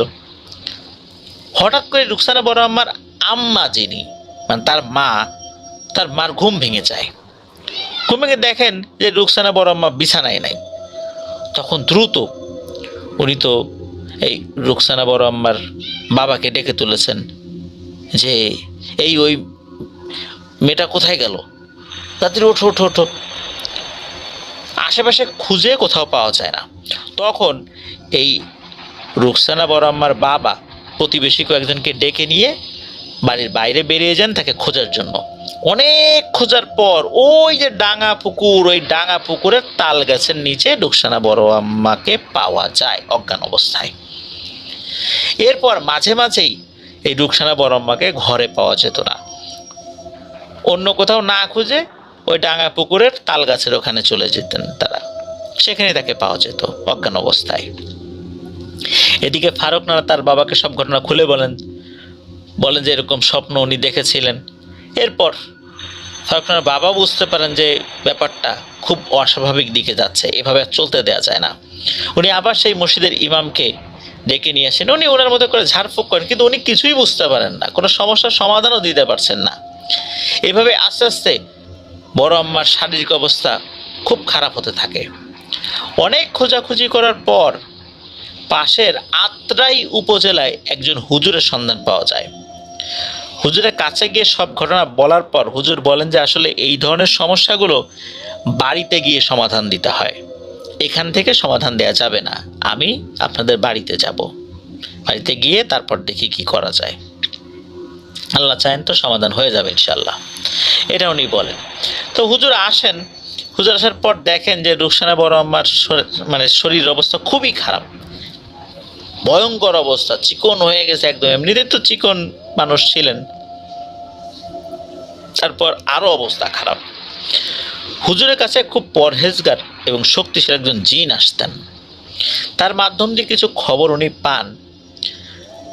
উনি বলেন যে এশার নামাজের পর উনি রুকিয়া শুরু করবেন। সেই মোতাবেক উনি এশার নামাজের পর দুইটা গোল বৃত্ত আঁকেন, একটাতে উনি বসেন আর একটায় রুকসানা বড় আম্মাকে বসান। এরপর রুকিয়া শুরু হয়ে যায়। রুকিয়া করার 2 ঘন্টার মাথায় ওই জিনটা রুকসানা বড় আম্মার শরীরে এসে হাজির হয়।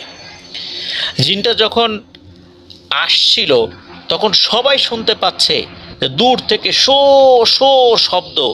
অনেক সময় বাতাস যখন বইতে থাকে খুব জোরে খুব জোরে, আমরা দূর থেকে বাতাসের আসার শব্দ পাই, কিন্তু ওই রকম শব্দ আসছিল। রুকসানা বড় আম্মার শরীরে যখন হাজির হয় তখন জিনটা ফোঁস ফোঁস করছিল, মনে হচ্ছে অনেক রেগে আছে। এরপর সবকিছু শান্ত হয়ে যায়। তখন ওই জিনটা বলে, এই হুজুর, আমাকে ডেকেছিস কেন বল। হুজুর স্বাভাবিকভাবে জিজ্ঞেস করেন, তুই এই মেয়েটার শরীরের উপর কেন ভর করেছিস? তখন জিনটা বলে, কোনো কথা বলতে পারবো না বেশি, একে আমি নিয়ে যাব, এটাই শেষ কথা। ওর ভাইকে আমি ছেড়ে দিছি, কিন্তু একে নিয়ে যাব, একে আমি ছাড়বো না। হুজুর বলে যে ভালোভাবে কি যাবি নাকি তোকে বোতলে ভরবো? তখন ওই জিনটা বলে, একে আমি ছাড়বো না। তখন হুজুর বলেন যে সব জিন এই কথাই বলে, রুকিয়া যখন শুরু হয়ে যায় তখন আর এই সমস্ত কথা থাকে না। এই বলে হুজুর রুকিয়া শুরু করে দেন। একটা পরে জিনটা বলে ওঠে, ছেড়ে দে ছেড়ে দে, আমাকে ছেড়ে দে, আমার শরীরটা জ্বলে যাচ্ছে। আর জিনটা বলে, এবারের মতো আমি ছেড়ে গেলাম, কিন্তু মনে রাখিস এই মেয়েকে আমি না পেলে আর কেউ পাবে না। এই বলে জিনটা চলে যায়।